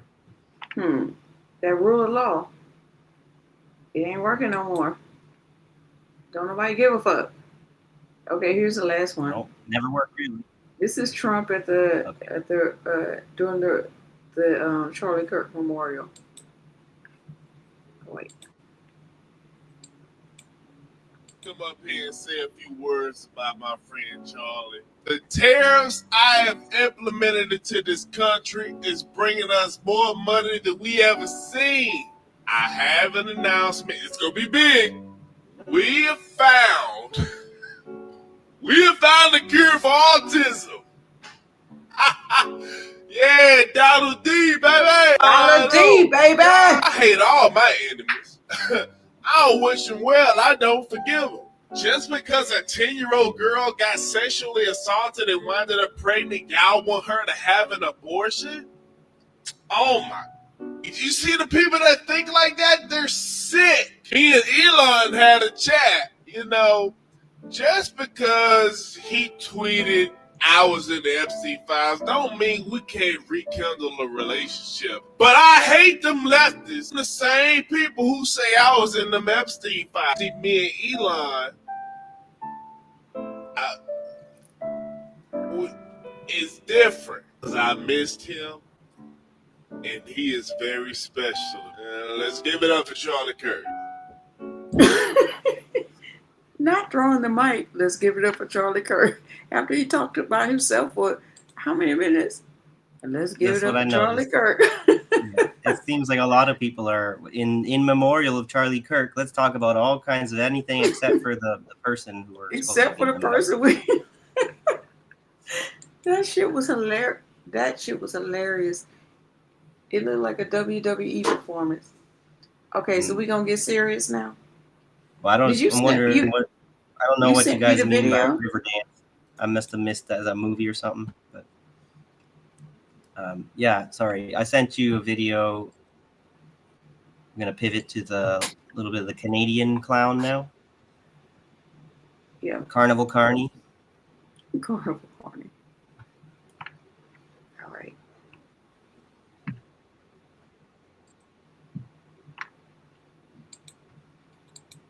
because I have been thinking I need to actually cover Canada more. We've been trying to get to domestic issues instead of so much foreign policy. That's a good idea, but we've been covering more of the U.S. and I need to I don't even pay enough attention really, to be honest. It's a bad for me. Whatever, I should pay more attention to what's happening in Canada. I just have a hard time every time I go looking at what's going on. It's just crazy, stupid decisions. It's like everything just gets worse. Where maybe I'm catastrophizing. I don't think so, but it's so ugly. I don't want to look at it, and that's like just like a coping mechanism probably. But you guys probably wouldn't mind hearing some reporting from a Canadian on Canadian stuff, so maybe I'll try and do that for you guys. It's a boot. Let's talk about Canada. It's reporting from Canada. Your Excellency, Monsieur le Président de la France, Your Excellency, Prince Faisal bin Farhan Al Saud. Since 1947, it has been the policy of every Canadian government to support a two-state solution for lasting peace in the Middle East. This position envisioned the creation of a sovereign, democratic, and viable state of Palestine, building its future in peace and security alongside the state of Israel. Over many decades, Canada's commitment to this goal was premised on the expectation that this outcome would be eventually achieved as part of a negotiated settlement. Regrettably, this possibility has been steadily and gravely eroded, including by the pervasive threat of Hamas terrorism to Israel and its people, culminating in the heinous attack of October 7th. The accelerated building of settlements across the West Bank and East Jerusalem and the soaring settler violence against Palestinians. Actions such as the E1 settlement plan and the Israeli government's contribution to the humanitarian disaster in Gaza.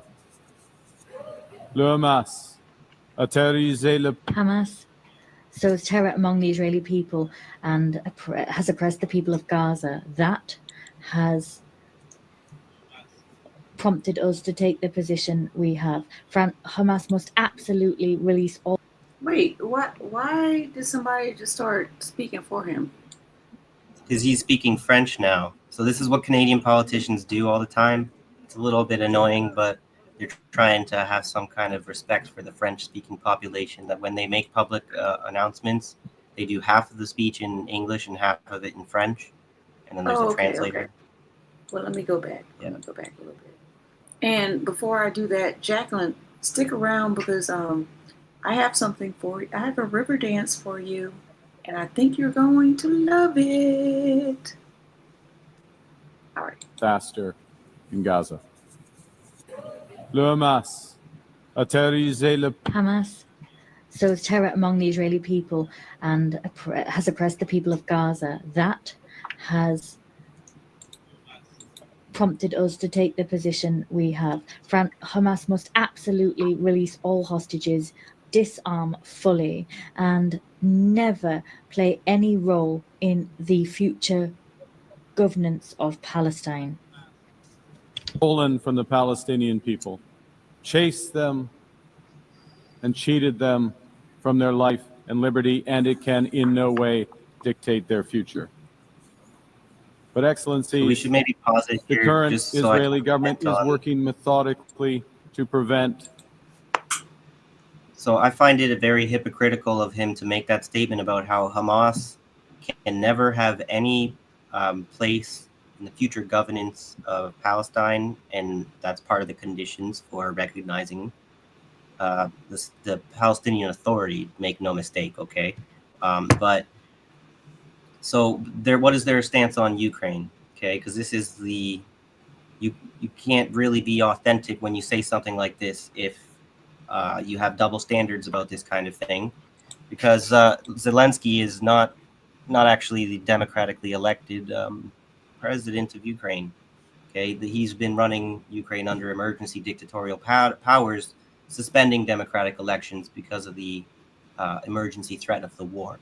And so he upholds Zelensky's right to continue to have a place, and like Azov battalion and stuff like this or whatever, they continue to be allowed to have a place in the peace process and the politics of the country going forward.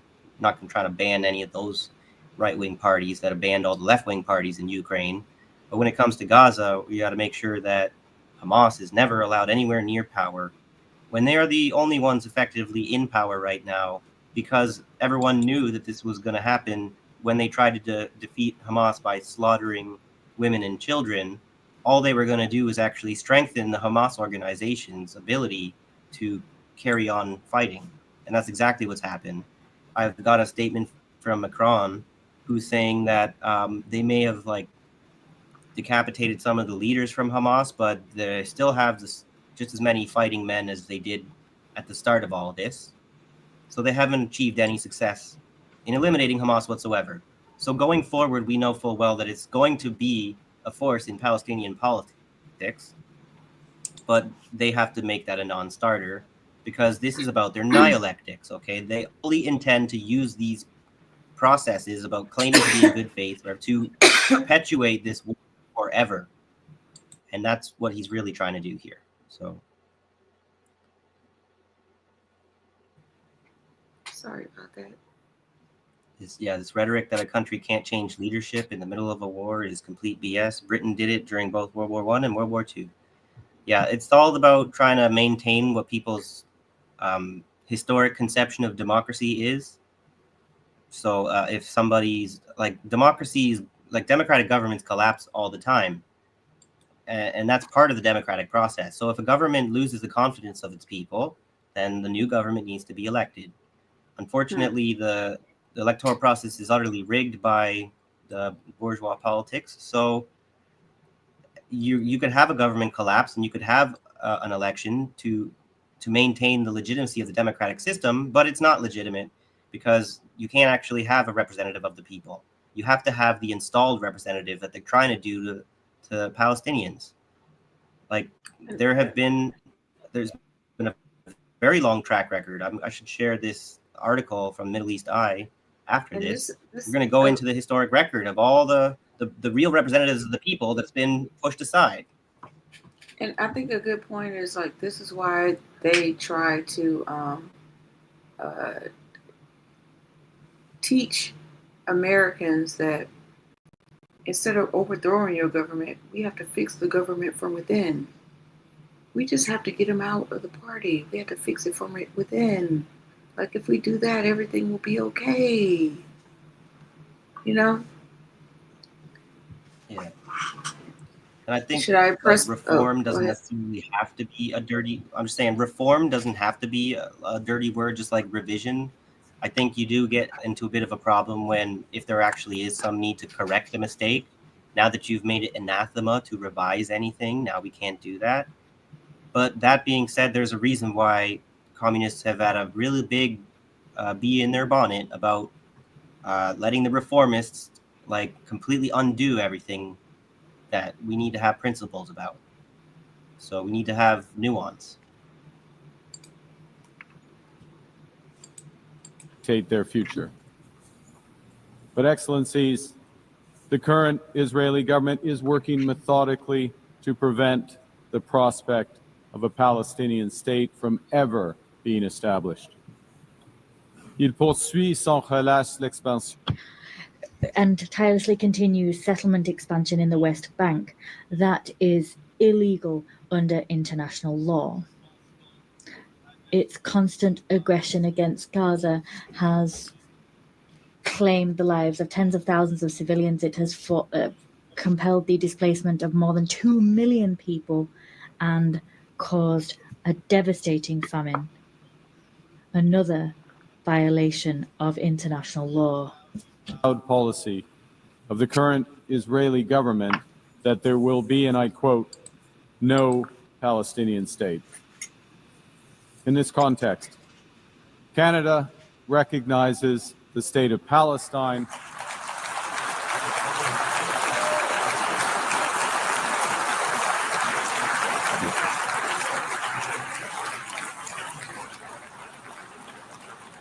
And we offer our full partnership in building the promise of a peaceful future for both the state of Palestine.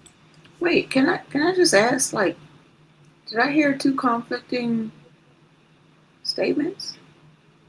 Is it me or? What were you saying? I mean, he recognized the state of Palestine, but it's almost like before that he kind of shitted on him a little bit. Yeah, he's trying to. Is that just me or? He's trying to Did I make hear the that statement wrong? so conditional that he's not actually saying anything. Pretty clear, right? Because you're going to recognize the state of Palestine. That's it. But you're going to have to say it has to be in this specific way, and so that what he's trying to do is you can only recognize Palestine through the two-state solution, which is why it's really important for those who are uneducated about the Israel-Palestine whole clusterfuck that is. You really need to know that we are not just like ideological hardliners about the two-state solution will not work. It's objective fact that it will not work. It is designed to make a one state of Israel because they are committing a genocide to make the two state of Palestine is going to be so weakened, like they turned it into a parking lot, right? So what kind of state are you recognizing now? A dead state at this point. So then how is that a two-state solution? And this is why I'm Right. extremely So yeah, you wait till you. Oh, sorry. You wait till they've like completely obliterated the area, and now you recognize them. Well, Exactly. fuck. Well, where are they now? There's nothing to recognize. Like you're too fucking late. You're too fucking late. But what they're trying to do is I'm saying that in a nervous laughter, by the way.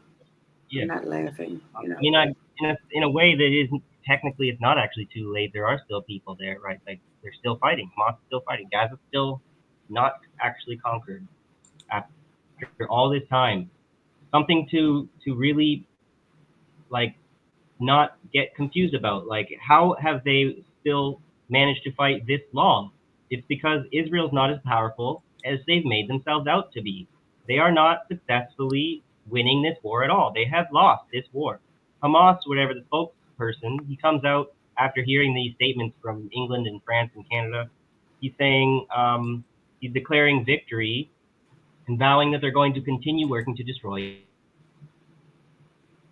Mm-hmm. And there you have it. At what cost? I'm sorry. I don't think promise of a peaceful future for both the state of Palestine. You want to say something else? Yeah, I don't know what's going on with your back. Sorry.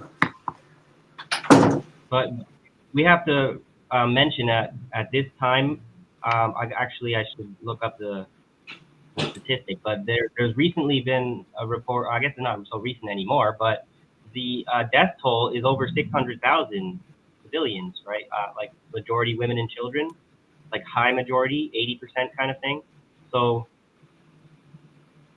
you managed to defeat Israel in the war, but the population's been devastated. So Israel knows in a way that they've won too, but they won through genocide. Okay, that can't be forgotten. That's the only thing that makes Hamas's victory incomplete, is that they lost like so much. Mm-hmm. But I understand it's scary. Whatever, 3 years into it now, or 4 years after, I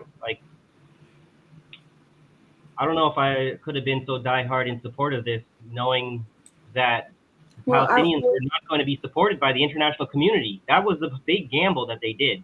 Okay, things would have gone extremely different had powers like China intervened in a much more concrete way. And because they were left hanging out to dry, we watched women and children and men get brutally massacred and starved to death, and it's still happening.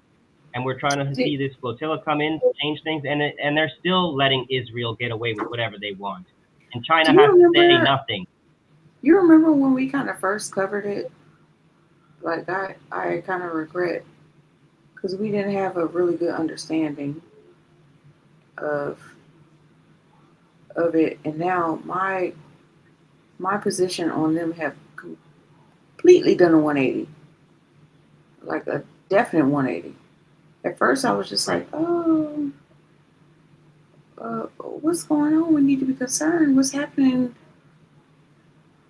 And the more and more we researched and got into it, we were like, wait a fucking minute. Like now I know why people don't like politics. Like they don't like bashing their head against the wall. You know, but let's not be nihilistic about like just as things are bad, but if we give up on being able to change things, we essentially become neocons. You understand? Mm. Okay, well, I'm gonna keep going.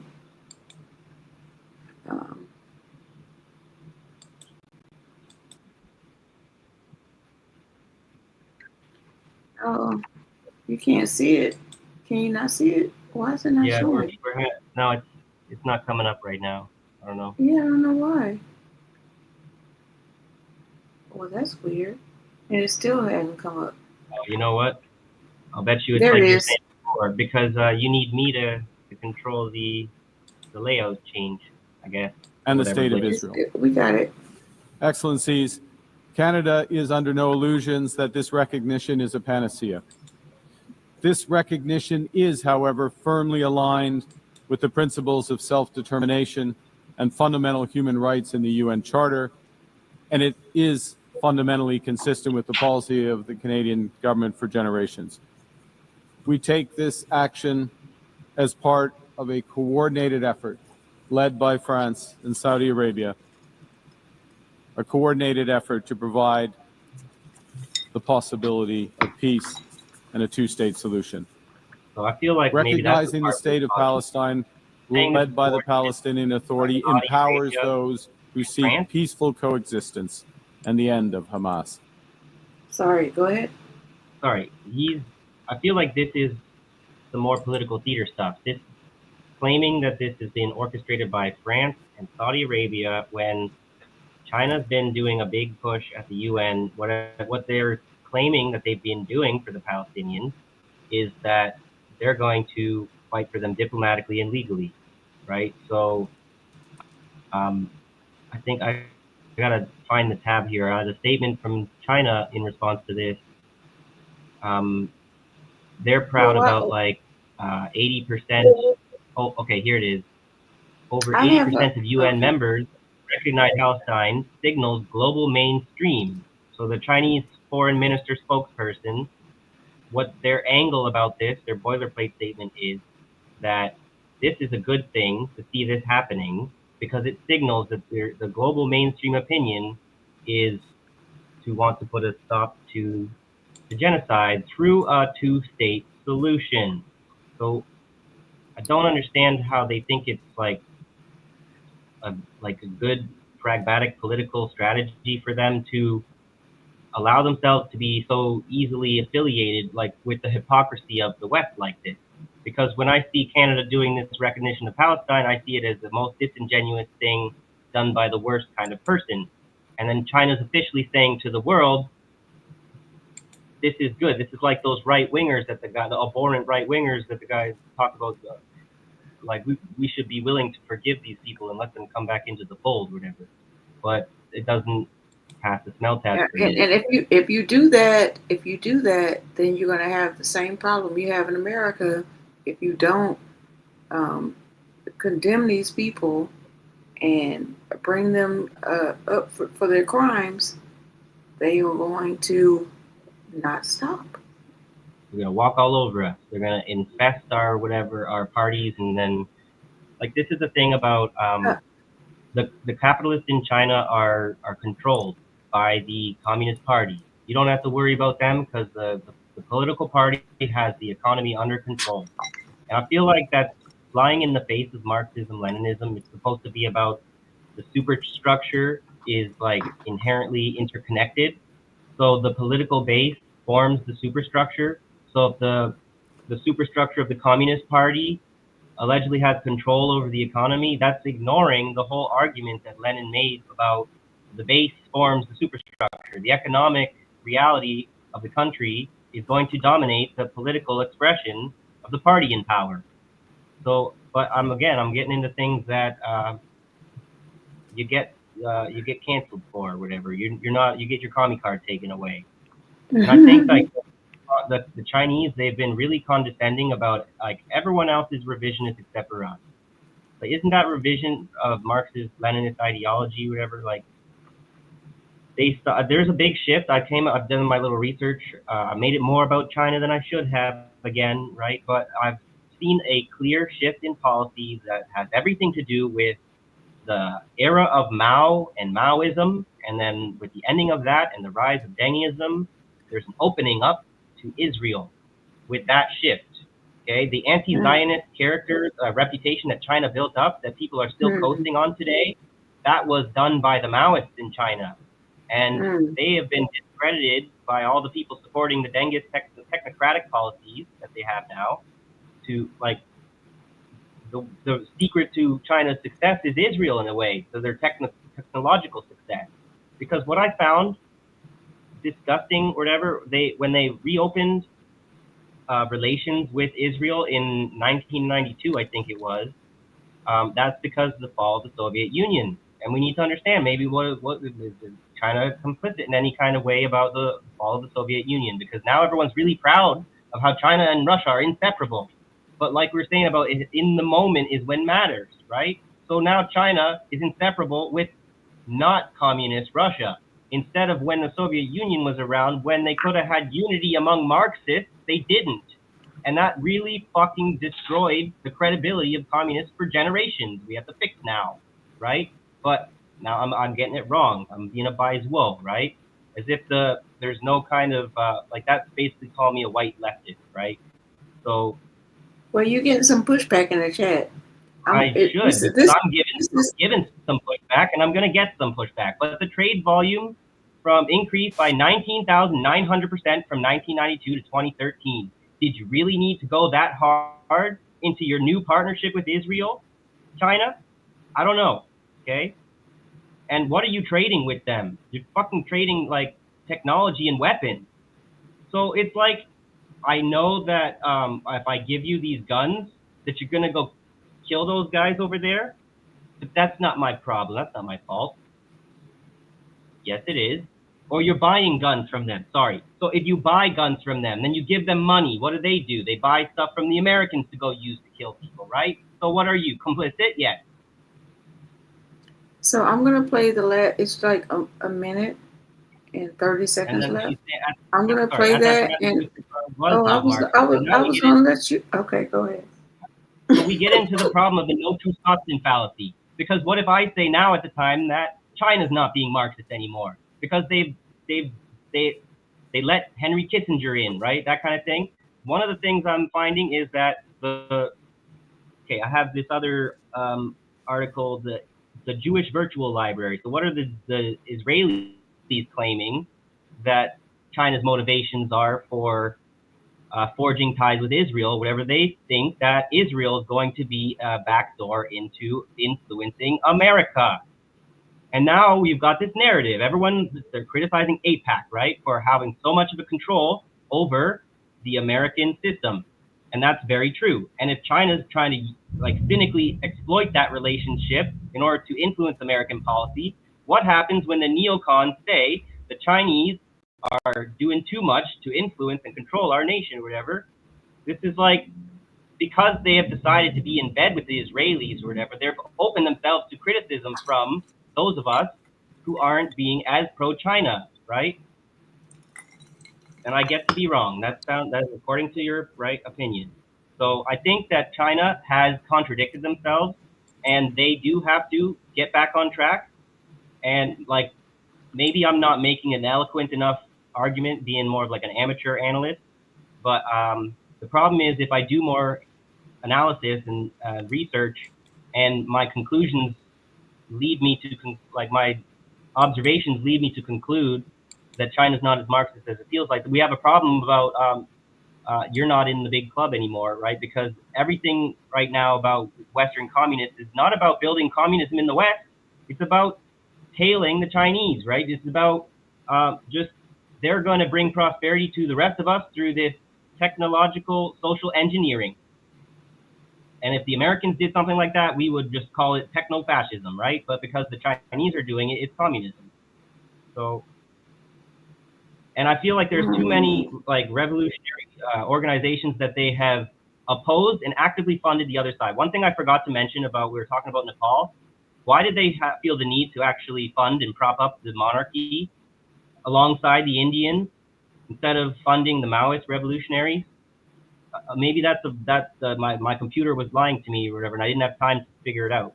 But if it's possible that the Chinese were arming the monarchy because they felt that they didn't want conflict on their doorstep, then what they're seeking is stability, domestic stability, at the expense of global revolutionary change. Michael, so you're this not whole thing okay. about communist one state. Yeah, sorry, I didn't need to go on this much. No. Like, I don't think you're saying China is not going to survive the West. I don't think you're saying that. What I'm saying is they might survive the West, but they're not really going to achieve any kind of global communism. You know, what they've done is turn their backs on everyone else in order to make business contracts with the rest of us that just so happen to put them on top. There's so a it's question. There's another question. Oh, let me let you finish your statement. I'm sorry. That's okay. It's just like this when we look at like how China is acting in Africa and stuff, and people cast the charge of like a softer imperialism and stuff like this. Like if you want the Marxism to happen, then what we should be doing is allowing people to achieve that sovereignty, to have equal footing, be equal partners. But I'm not sure that I'm seeing that, because Israel is hella involved in Africa too. So if you really want to like bring equity and like political viability to a lot of these nations in Africa, you have to oppose Israel's actions and the U.S.'s action and France's actions on the continent. You can't do that if you're making peace with them, so you can keep the UN going. Michael, you just started another show. Yeah, I know. God damn it! I meant to go. I know. That's right. I meant to go to this. Let me share my screen here. I'll get to this article. Back to Mark Carney's hypocrisy, in a way, right? Because this I got onto this because the Chinese. Do you want me to play the rest while you're looking for your article? That's okay. I should be able to call it up in just a second. Okay. Here. You definitely started another show. What time is it? I know. I'm thinking. Guilty thoughts. I'm not allowed to. The thought police are going to tell me you can't be critical of China because that's not Marxism, right? So having a critique and talking about contradictions, trying to do the dialectical material analysis. The chat is blowing up about what you're saying, and I really wasn't ready for it. I never know when I'm gonna get into what or whatever. I maybe need to be more. I thought I was supposed to be the one that was pissed off today, Michael. This is the thing, right? I try not to be. I'm sorry to take your thunder, you know. But I'm basically always, one of the reasons why I'm so serious is because I'm pretty much always angry how fucked up everything is, and it's so bad that I just can't laugh it off anymore. Something broke in me, right? So it's like. If we get into the stuff that's frustrating enough, it comes out, right? Like I can't. That's why I'm trying not to get just being a troll of the U.S. empire, because we could just do every stream, or we just try to get angry on purpose, and that becomes false. Right? It's better antediluvian. Oh, sorry. I was just gonna say, antediluvian atheists. We'd be happy for you to come on the show and debate this with Michael. Yeah, well, I mean, there is something I don't know. I just put you under the bus. Like, there's a whole history about Western Marxists kind of being self-defeating, with just having grown up in imperialism. It is something about our material conditions are more privileged than so many people, so it makes it difficult for us to actually be revolutionary because we're just a little bit too, like, we can't wean off of the imperial blood money in a way, right? I'm just saying you might be kind of misinterpret, like considering me to be like all these people in the history of Western leftists when I'm not high on the hog, right? I'm struggling with like scraping by or whatever, and I'm definitely in a pretty low, maybe not the lowest of like the homeless class or whatever, but I'm in the lower ends of the class, right?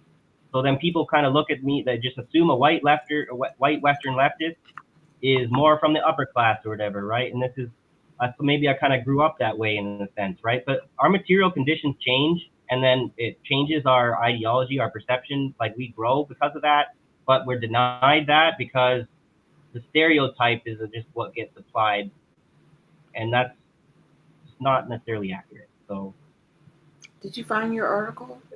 And Sean, yeah. I also we wish you a speedy recovery. Sorry to hear about that, Sean. I hope you get better. So this is from MiddleEastEye.net. It says, why recognizing Palestine rewards Israel's PA collaborators, not the Palestinian people. And Marxism is about the people, it's not. Okay. So British recognition of a fictional Palestinian state continues a century-old strategy of granting official status to proxy leaders working to sustain Jewish supremacist rule. Earlier this week, several European countries, let me make this a little bit bigger. Yes, please. Earlier this week, several European countries, including Britain and its settler colonies, Canada and Australia, though with the notable exception of the United States, recognized the non-existent state of Palestine. So this is also something they do. What Britain and their colonies do, if it's in opposition to what the United States do, doesn't amount to anything because the U.S. has veto power. So it's not going to happen. And they know that. So they can get away with pretending like it's going to happen because they know it's not going to happen. So to recognize the non-existent state of Palestine to be ruled by the unelected, collaborationist, Quisling regime of the Palestinian Authority and its head, Mahmoud Abbas. It was not the first time Britain recognized Palestinian collaborators to speak for the people. That practice began as soon as it conquered and colonized Palestine at the end of 1917. Following the issuance of the Balfour Declaration in November and the British military conquest of Palestine in December of that year, with full control over its territory by September 1918, more than 40 Palestinian organizations were formed between 1918 and 1920 to oppose British colonial rule and Zionist settler colonialism. They demanded independence, convened national congresses, and adopted resolutions affirming Palestine's Arab character, calling for its liberation and unity within a greater Syria. So this, I think, actually is an ironic little contradiction that we could talk about, because we are opposed to a greater Israel, we're opposed to a greater India, but if we support a greater Syria, does that make us somewhat hypocritical in a way? But I think it gets to be about you have to get really technical about the history of the region and how the colonial powers balkanized the Middle East and created these countries that were never even countries until the moment that the colonial powers invented them, like Lebanon and Iraq, okay? And what they were was a more unified territory. The problem was there was the Ottoman Empire, right? Imperialism is the problem, okay? So if you go far enough back in history, who are the original indigenous people? We find that Palestinians and Syrians and whatnot, they have a very long history. In a way, they're cousins, if not brothers, right? So maybe what should happen for this region should be acknowledged to be Syria. Except if you go back far enough in history, the Assyrian Empire was a type of imperialism. So what are we really talking about here? Nationalism has some kind of a tendency towards imperialism, I feel like, but nationalism is championed by both the left and the right. So that's something that's debatable for sure. So still, Britain consistently blocked Palestinian bids for recognition, which had always conditioned on their acceptance of the Zionist project. So if I have just a simple question that I think that people should be honest enough to be able to answer. If China supports a two-state solution, does that mean that the government of Xi Jinping is technically, objectively, Zionist and not anti-Zionist? Because what they advocate for is the continued existence of the Zionist state. So are you, yeah, I feel like that's enough said on that. People need to discuss that instead of just, dismiss it out of hand as Baizhuo nonsense. So, such tactics reflected a central colonial strategy across much of the world to deny the colonized their own representatives and secure collaborators from among them and install those willing to betray their people as leaders. Palestinians are no exception and are indeed a prime illustration of this strategy, whether under the British or the Zionists. So is Syria under Jelani right now, in case you need an even more contemporary example. Over the century, every legitimate Palestinian body that spoke for the people was refused recognition, while collaborators were legitimized. It was only when the Palestine Liberation Organization abandoned its representative role in 1993 and recognized Israel's right to colonize Palestine at Oslo that it was accepted as the official voice of the Palestinian people. And why did I feel the need to harp on China so much?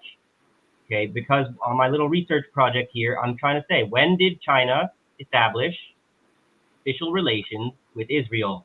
And it was in January of 1992. And so what do you think that does to the Palestinian Liberation Organization? They effectively realized they have no hope in continuing the fight, so they did what they had to, and they folded and kissed the ring. Because the Soviet Union collapsed in like 1990, right? And then Israel normalized its relations with China in 1992, and then this happens in 1993. I don't think it's unconnected. I think it has everything to do with each other. So, but anyone want to comment on that? Or Hey, I need to do something for my mom. Yeah. I'll be right back. Okay.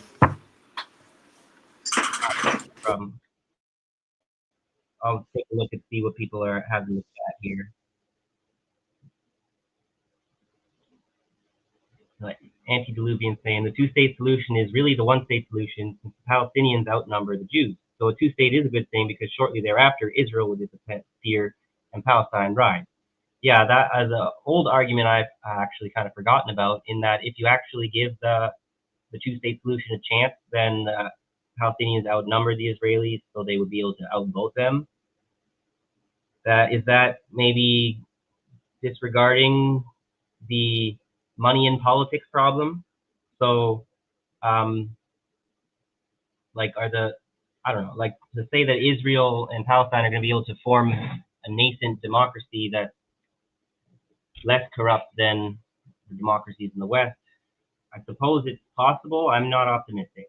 So, but then they've gone and they've butchered 600,000 people who won't be voting anymore. And then those people won't be having kids and whatnot. So that whole genocide is about preemptively ensuring that if once they finally do get the two-state solution, the numbers have changed, and this that was true at a certain time in history becomes not true objectively. So I still think I'm not sure if the Palestinian population is still larger than the Israelis. It's kind of impossible to really get those kinds of statistics because you have to find the people to do that, or you have to get people to go into a war zone to count people's heads. So when are Canada and Greenland becoming states, by the way? Yeah, exactly. Let's officially recognize the sovereignty of Canada one day, but it has to actually be official to actually recognize it. So, which means that that King of England cannot be our head of state if you want to recognize Canada. So,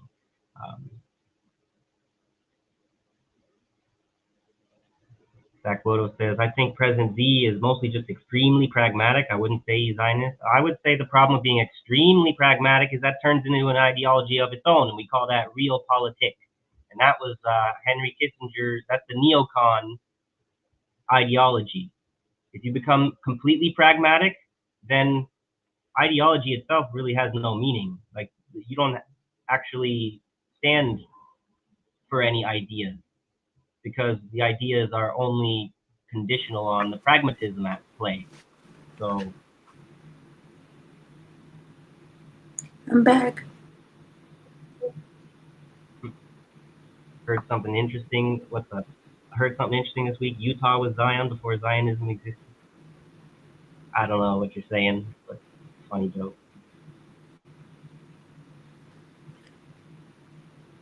Are we Yeah, I was just we reviewing the chat a little bit because it's not exactly super fair to me for me to be saying a bunch of shit, and then what I noticed we've been doing a little bit lately is haven't had time to actually get to see what they're saying. Because I noticed last week people were having really interesting discussions, and I kind of missed what they were talking about. And then after the show, I didn't have the chance to go back and see what people were talking about. But appreciate when you guys have good discussions amongst yourselves. So, Jacqueline just had a question. If China decides out of principle to have nothing to do with Israel, won't that make it almost impossible for China to exert leverage when needed? That's yes and no, maybe, in a way that you say you'd be right, that they would lose some leverage by, like, as long as they're doing business with them, they have leverage over them through, like, in a sense, the threat of cutting off financial ties, right? But it's just like if they don't ever do anything to Israel, then if they have leverage, they just refuse to exert it. What's the point of even having leverage? So at the very least, what they could do is do an economic boycott, right? And then, but what they want is to have some leverage over the U.S. by not leaving Israel solely in the hands of the Americans, maybe. I'm so lost. These are the kinds of things that there are no easy answers.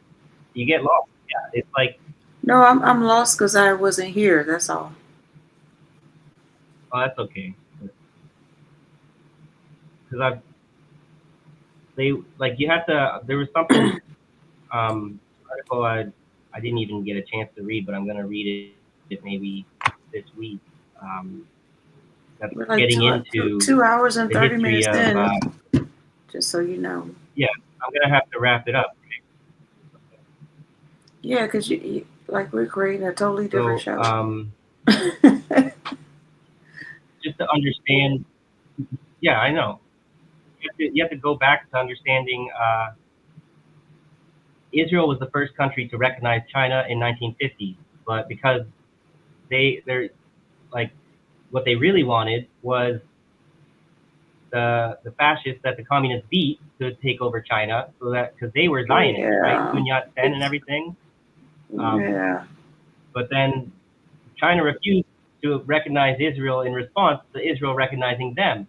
So there was like this big, long, cold, like lack of support from China or whatever. So like the saying, what I'm saying is to have nothing to do with Israel today. What they should do is cut off ties with them.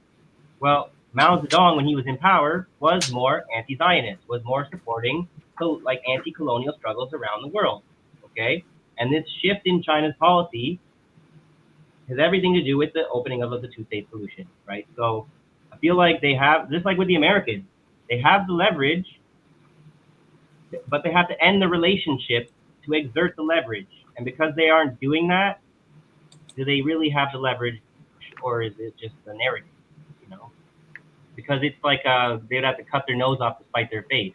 With the Israelis, the difference with the Israelis is they could cut them out completely or whatever, and their economy would suffer a much smaller hit compared to the Israelis, would be catastrophically destroyed by that kind of a complete boycott. But with the Americans, if China tries to cut themselves off from the American market, it's not the same thing at all. They'll hurt themselves just as much as hurting the Americans if they cut off contact with America. So in a way, they've built an interdependency with the people they claim to be the enemies of, right? Or they don't even claim to be enemies, really. That's the thing. It's up to us to just make up a rationalization that they are, in fact, opposing them somehow. So, yeah, are we back to this article here. Or we maybe I done with the promised article. Jacqueline I was going to give her something, and I wanted. No. You could do it. I just promised Jacqueline I would give her something. I don't want it to be too late. Okay, sure. Because there's other things. And I wasn't maybe prepared start for into this. another. No, I know, but this is like it's tricky to figure out. I'm just kind of like my thought process is still hanging up on this because like this is what the discussion's been about for the last couple of weeks now in our like more socialist circles. So, but I think it's important to try and speak more for themselves instead of us speaking. And so there was trying to find the right article here. I really have no idea what's happening. There's a Palestinian think tank about the China thing. The Palestinians are criticizing the Chinese. Okay, alshabaka.org here, that's what it is.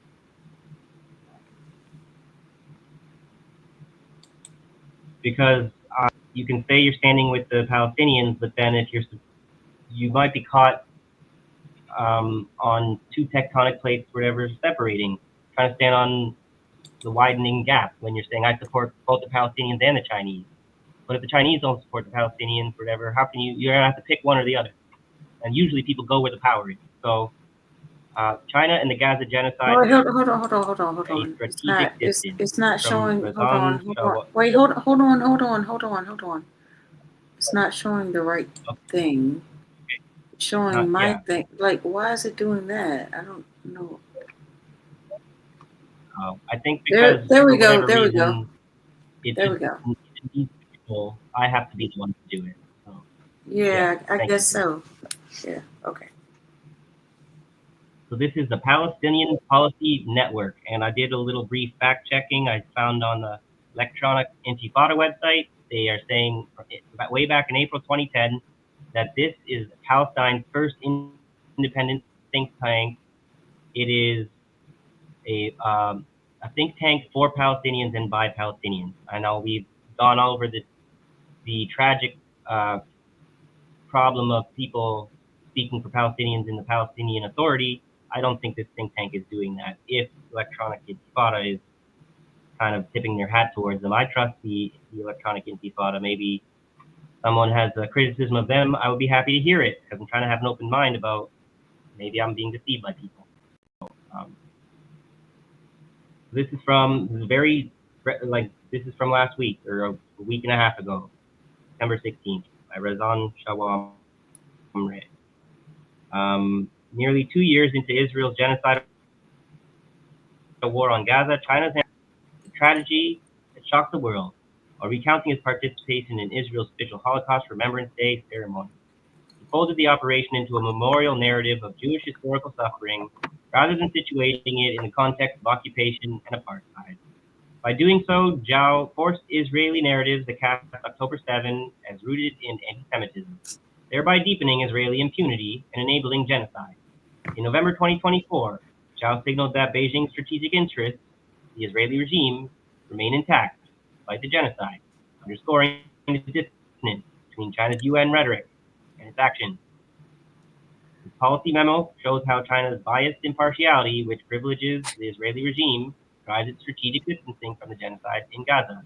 This position is not simply the result of U.S. dominance over Israel-related affairs, but a calculated decision to protect China's long-term interests. By calling for Palestinian unity without exerting pressure on the Israeli government, Beijing shields its ties to the Zionist state under the guise of restraint. In addition, it reflects responsibility for stopping the genocide onto the UN Security Council, which we know will never stop the genocide because the American has veto power. Casting ceasefire, humanitarian access, and prisoner release as obligations for others in order to absolve itself of direct accountability. China's position on the genocide. Despite presenting itself as a prominent representative of the global South, China has refrained from assuming a frontline role in confronting Israeli war crimes in Gaza. In contrast to the Hague Group, a coalition of global South states, that leverages international law to contest Israeli impunity, Beijing has avoided taking measures such as recalling its ambassador, downgrading relations, imposing sanctions, or suspending agreements. To do at least one of those things, I would imagine. China's policy is most evident in its refusal to recognize the Gaza crisis as genocide, underscoring its prioritization of domestic and geopolitical interests over meaningful action to halt mass violence against Palestinians. Despite possessing the global standing and political leverage to take a firm stance, Beijing confines itself to performative gestures, such as affirming between the International Court of Justice that Palestinians hold an inalienable right to armed resistance. China has not complemented such rhetorical statements with concrete legal or political action. So it is very possible for you to dismiss my criticism if I say these things as a white leftist. Of course I would say that. Are you going to call the Palestinians white leftists? Meanwhile, evidence of material entanglement in the genocide exposes contradictions in China's stance and points to complicity. Reports confirm that Israeli forces have altered and used Chinese-made DJI drones for surveillance and bombing in Gaza. DJI, a privately held Chinese drone manufacturer, has reportedly received funding from state-affiliated investors. While the company maintains it operates independently, these links have prompted questions about Beijing's neutrality and the coherence of its foreign policy amid ongoing mass violence. So if the company is operating independently, does the Communist Party have capitalists under its leash or not? Because then it's not operating independently, which means that Beijing is in control of what the company is allowed to do or not. 5 drivers of China's political strategy. Behind the facade of rhetorical neutrality lie 5 interlocking factors that illuminate why Beijing has opted for distance instead of confronting, that's a little bit of a spelling error, confronting the Israeli regime. First, Beijing does not view Gaza as a critical geopolitical battleground. Indeed, for Beijing, the war in Gaza does not fit into the global chessboard of great power rivalry. While China has routinely invoked Cold War rhetoric, and Xi Jinping recently said that we need to stop invoking Cold War rhetoric in one of his speeches a few weeks ago. Ironic how they're allowed to be hypocrites, but we're not. To denounce Western interventionism when discussing Ukraine, Libya, or Syria, it has avoided applying, especially notable given the U.S. and its allies' unequivocal support for Israel's military campaign, a textbook case of Cold War-style alignment. Second, although Palestine has formally joined the Belt and Road Initiative, it lies outside the main geographic corridors and economic hubs that drive the project. Under Israeli occupation and blockade, Palestine lacks the infrastructure and sovereign control to benefit from BRI projects, and its inclusion is therefore largely symbolic, serving China's diplomatic image rather than Palestinian development. Third, unlike the U.S., which has approved record levels of military aid to Israel, since October 7, 2023, China has avoided such direct entanglement, prioritizing its long-term strategic ambitions. Beijing is focused on projecting power through the BRI and by expanding its defense budget, which rose 7.2% in 2024, to an estimated $229 billion, about 13% of global military spending. Fourth, China benefits from the shifting regional landscape in which many Arab governments have deprioritized the Palestinian cause through normalization agreements with Israel. This realignment provides Beijing with diplomatic cover. Limited engagement on Palestine is unlikely to deepen ties with the Israeli regime. China sees little incentive to risk political friction by taking a more assertive stance. So I guess the Gulf monarchies get another pass. Great. Finally, China's global image benefits from the genocide without requiring meaningful action. As the atrocities persist, the West's moral credibility erodes, allowing Beijing to cast itself as a more principled actor by comparison. Following the U.S. veto of a UNSC ceasefire resolution in December 2023, Chinese Ambassador Zhang Jun delivered a veiled rebuke, urging states to prioritize moral responsibility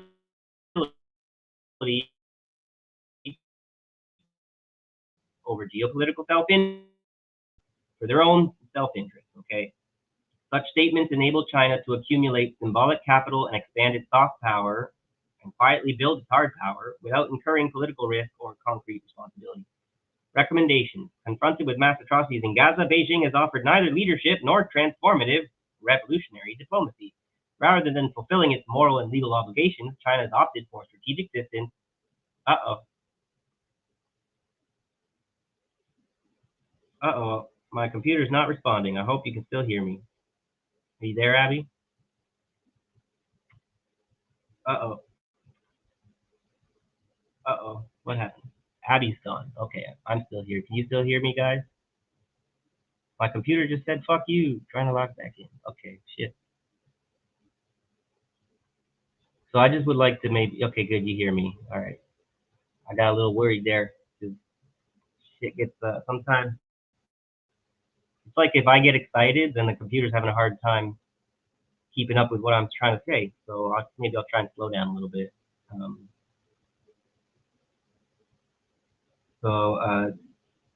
When the U.S. and its allies refuse to uphold their commitments under international law, they ease pressure on Beijing. Washington's unconditional support for Israel has enabled the violence to continue, giving China space to pose as the principal power of grassroots levels most urgently reconsider their engagement with China. The assumption that Beijing can serve as a counterweight to the West is overly optimistic and recalls earlier miscalculations when Palestinian leaders placed too much hope in U.S. mediation. I guess that's the perspective that the Palestinians see it. I didn't really think of that, but that's an interesting point to make. What this moment demands is not romanticization, but accountability. We need to not be too much in love with China being the only hope, and I think that's what was happening is a lot of Western leftists have romanticized China to the point where we look at it with rose-colored glasses, and we're not really being as red as we are pink, okay? Expose and challenge China's economic complicity. Palestinian civil society should press for global Israeli settlements involving China.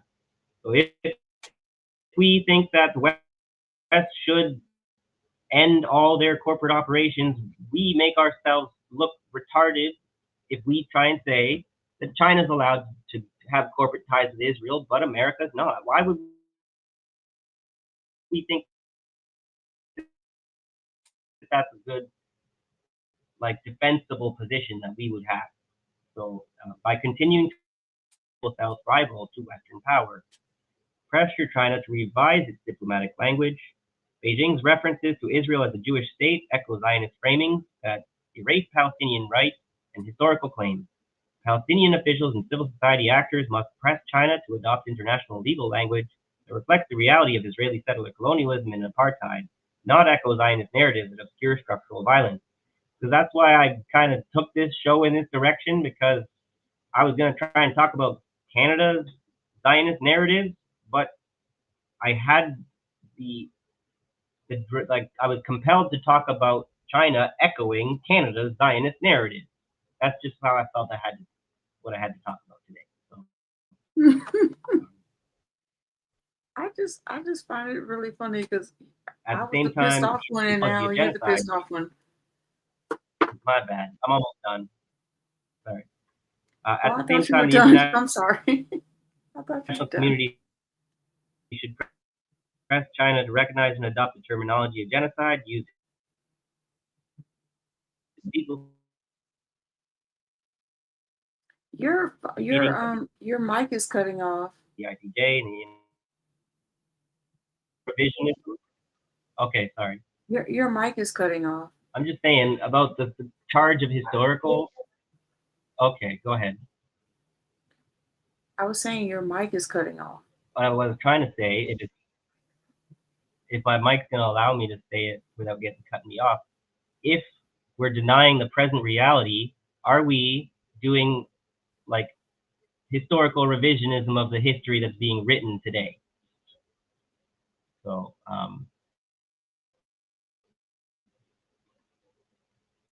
so this was not where we were going, but critical research agenda on China. Palestinian scholars must resist. I wanted to finish these last 2 points if it'll let me, but I guess I'm breaking up too much. I'll just have to let, and at least if people can see them, they can pause and they can finish reading it. So I think I kind of, I don't necessarily, this is more like, this is whatever, the ideas that they have for the future or whatever. These are kind of like for Palestinian scholars that they're saying. Like this is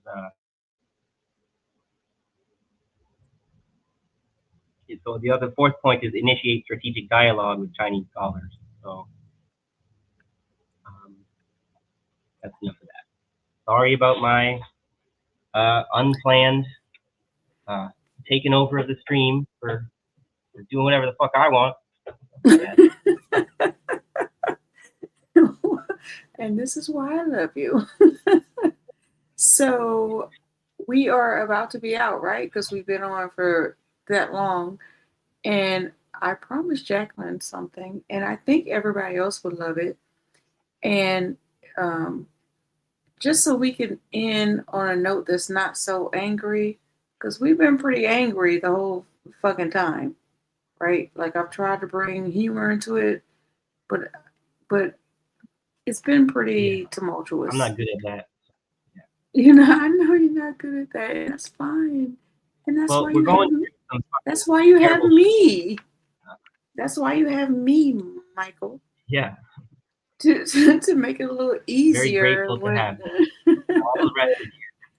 And I'm grateful to have you. Thank you all for being here and supporting us. So this is I've fair been use, all right? rocking the boat a lot lately. I gotta try. I'm sorry if I offended anyone, right? Yeah, your mic is Sorry. cutting out. So if you don't mind, just letting me do the thing, because your mic is not doing the thing. So thank you everyone for sticking around. I love how y'all just stick around and hang with us, and I hope we've shared some things that are interesting to you. We try not to give you the same shit that everybody else in independent media is giving you. We try to do something different every now and again. And we also have to give you some of the same shit just so you'll have our opinion on it, right? But yeah, I'm going to end with this. Aw, thank you, Sequedo. Am I saying that correctly? Sequedo. I'm going to end with this. It's like an 8-minute thing, but it's I love it. I can go through the whole 8 minutes. You could like sound off if you don't, but I think you might find it pretty fucking enjoyable. And in the meantime, in between time, you guys don't let these false flags, these false narratives, The and dreams, just like you all said, of enough. these. Say again?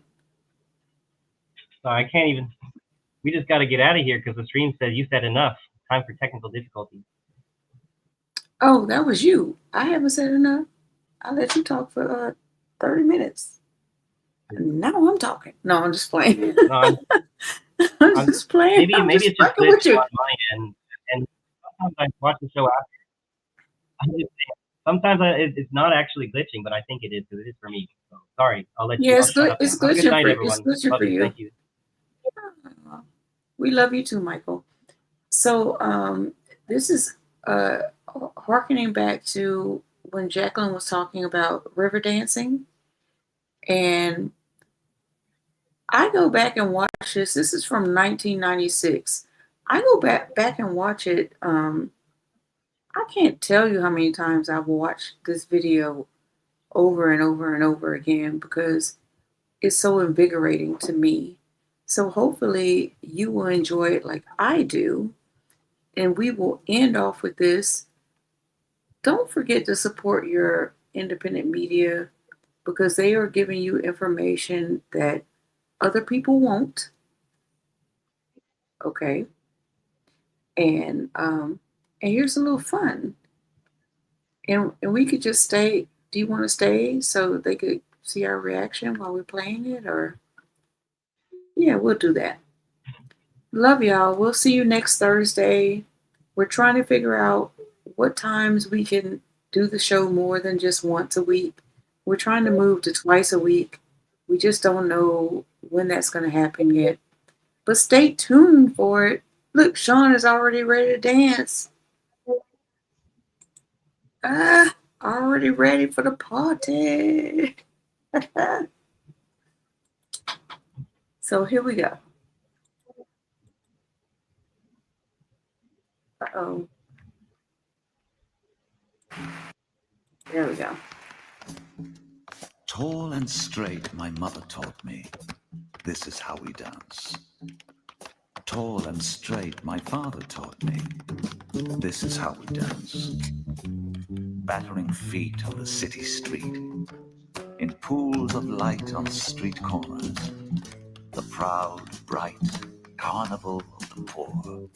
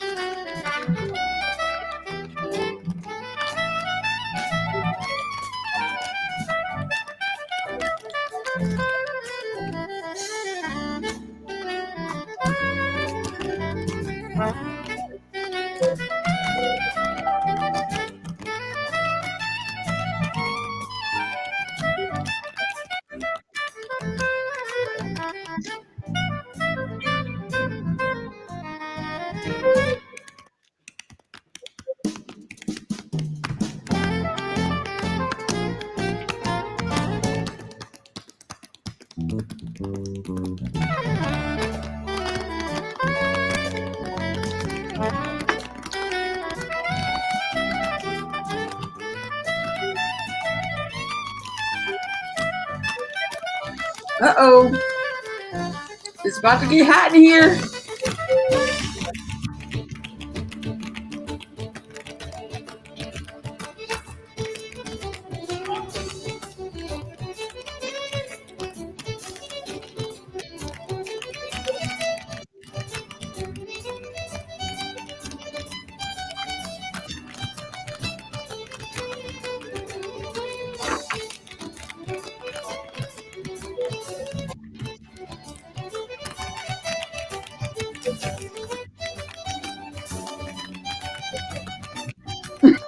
Ireland pulled up.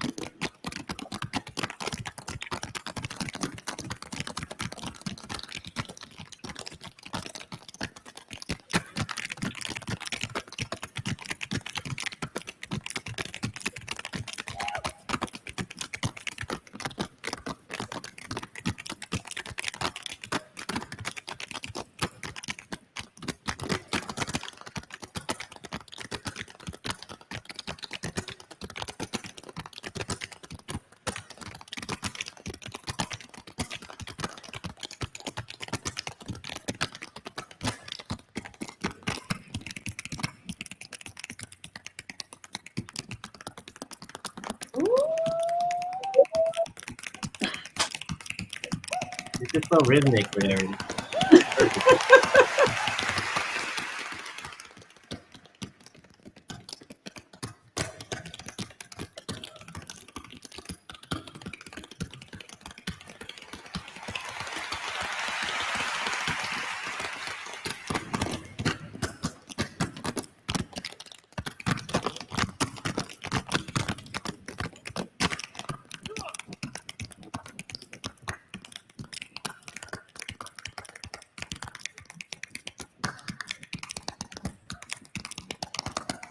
You're gonna turn into Bugs Bunny, and their feet are gonna turn into wheels and then drive off.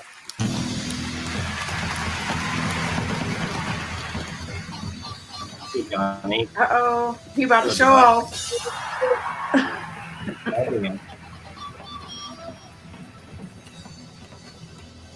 Yeah, probably get copyrighted. You gotta critique it, but they don't strike us. It's tap dancing is bullshit. How dare they?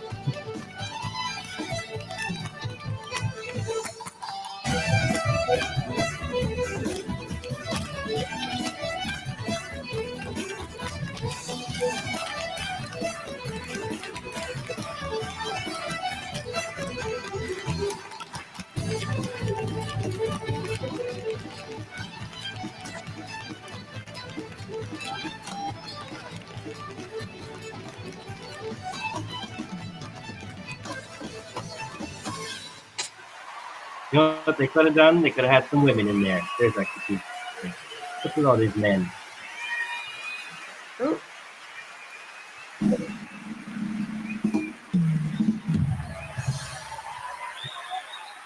So the thing is, hold on. The thing is, if we do get a copyright strike, we could just end it before it. Yeah. Like we could just pull that off. But I felt like the people deserve to see it, especially you, Jay. That's the thing is, we deserve to be a copyright-free society. But what the hell would that look like? Oh no, let's not do it. But imagine be able to just play something without getting treated like you're stealing something. That would be nice. And aren't we, like, by showing it, won't people like go look at it more That's the thing. and show their friends and like aren't we Actually helping them? Yeah, we're actually advertising for you. We could do better by like this video's from these people or whatever. But even if you don't do that, like people should still be able to. You'd still generate interest in people. They would learn about somebody who didn't exist and stuff like that. I mean, you can see at the top that's just us complaining now. what it was from, and you can go look at it for yourself. So we're actually advertising. Yeah. So if we get a strike, I'll just cut that part out, and you'll still have the information that we provided to you. So no worries. No worries. I just thought you would really enjoy it. So anyway, that was good. That's the end of the stream. Y'all don't forget to like, subscribe, and share. And we'll see you again next week for more of the bullshit. And have a good night and good weekend. Stay out of trouble. Or not. Don't stay out of trouble. Get in some trouble. Get in some good trouble. But we didn't tell you to do anything wrong though. Don't come after us. Bye y'all. Have a good night.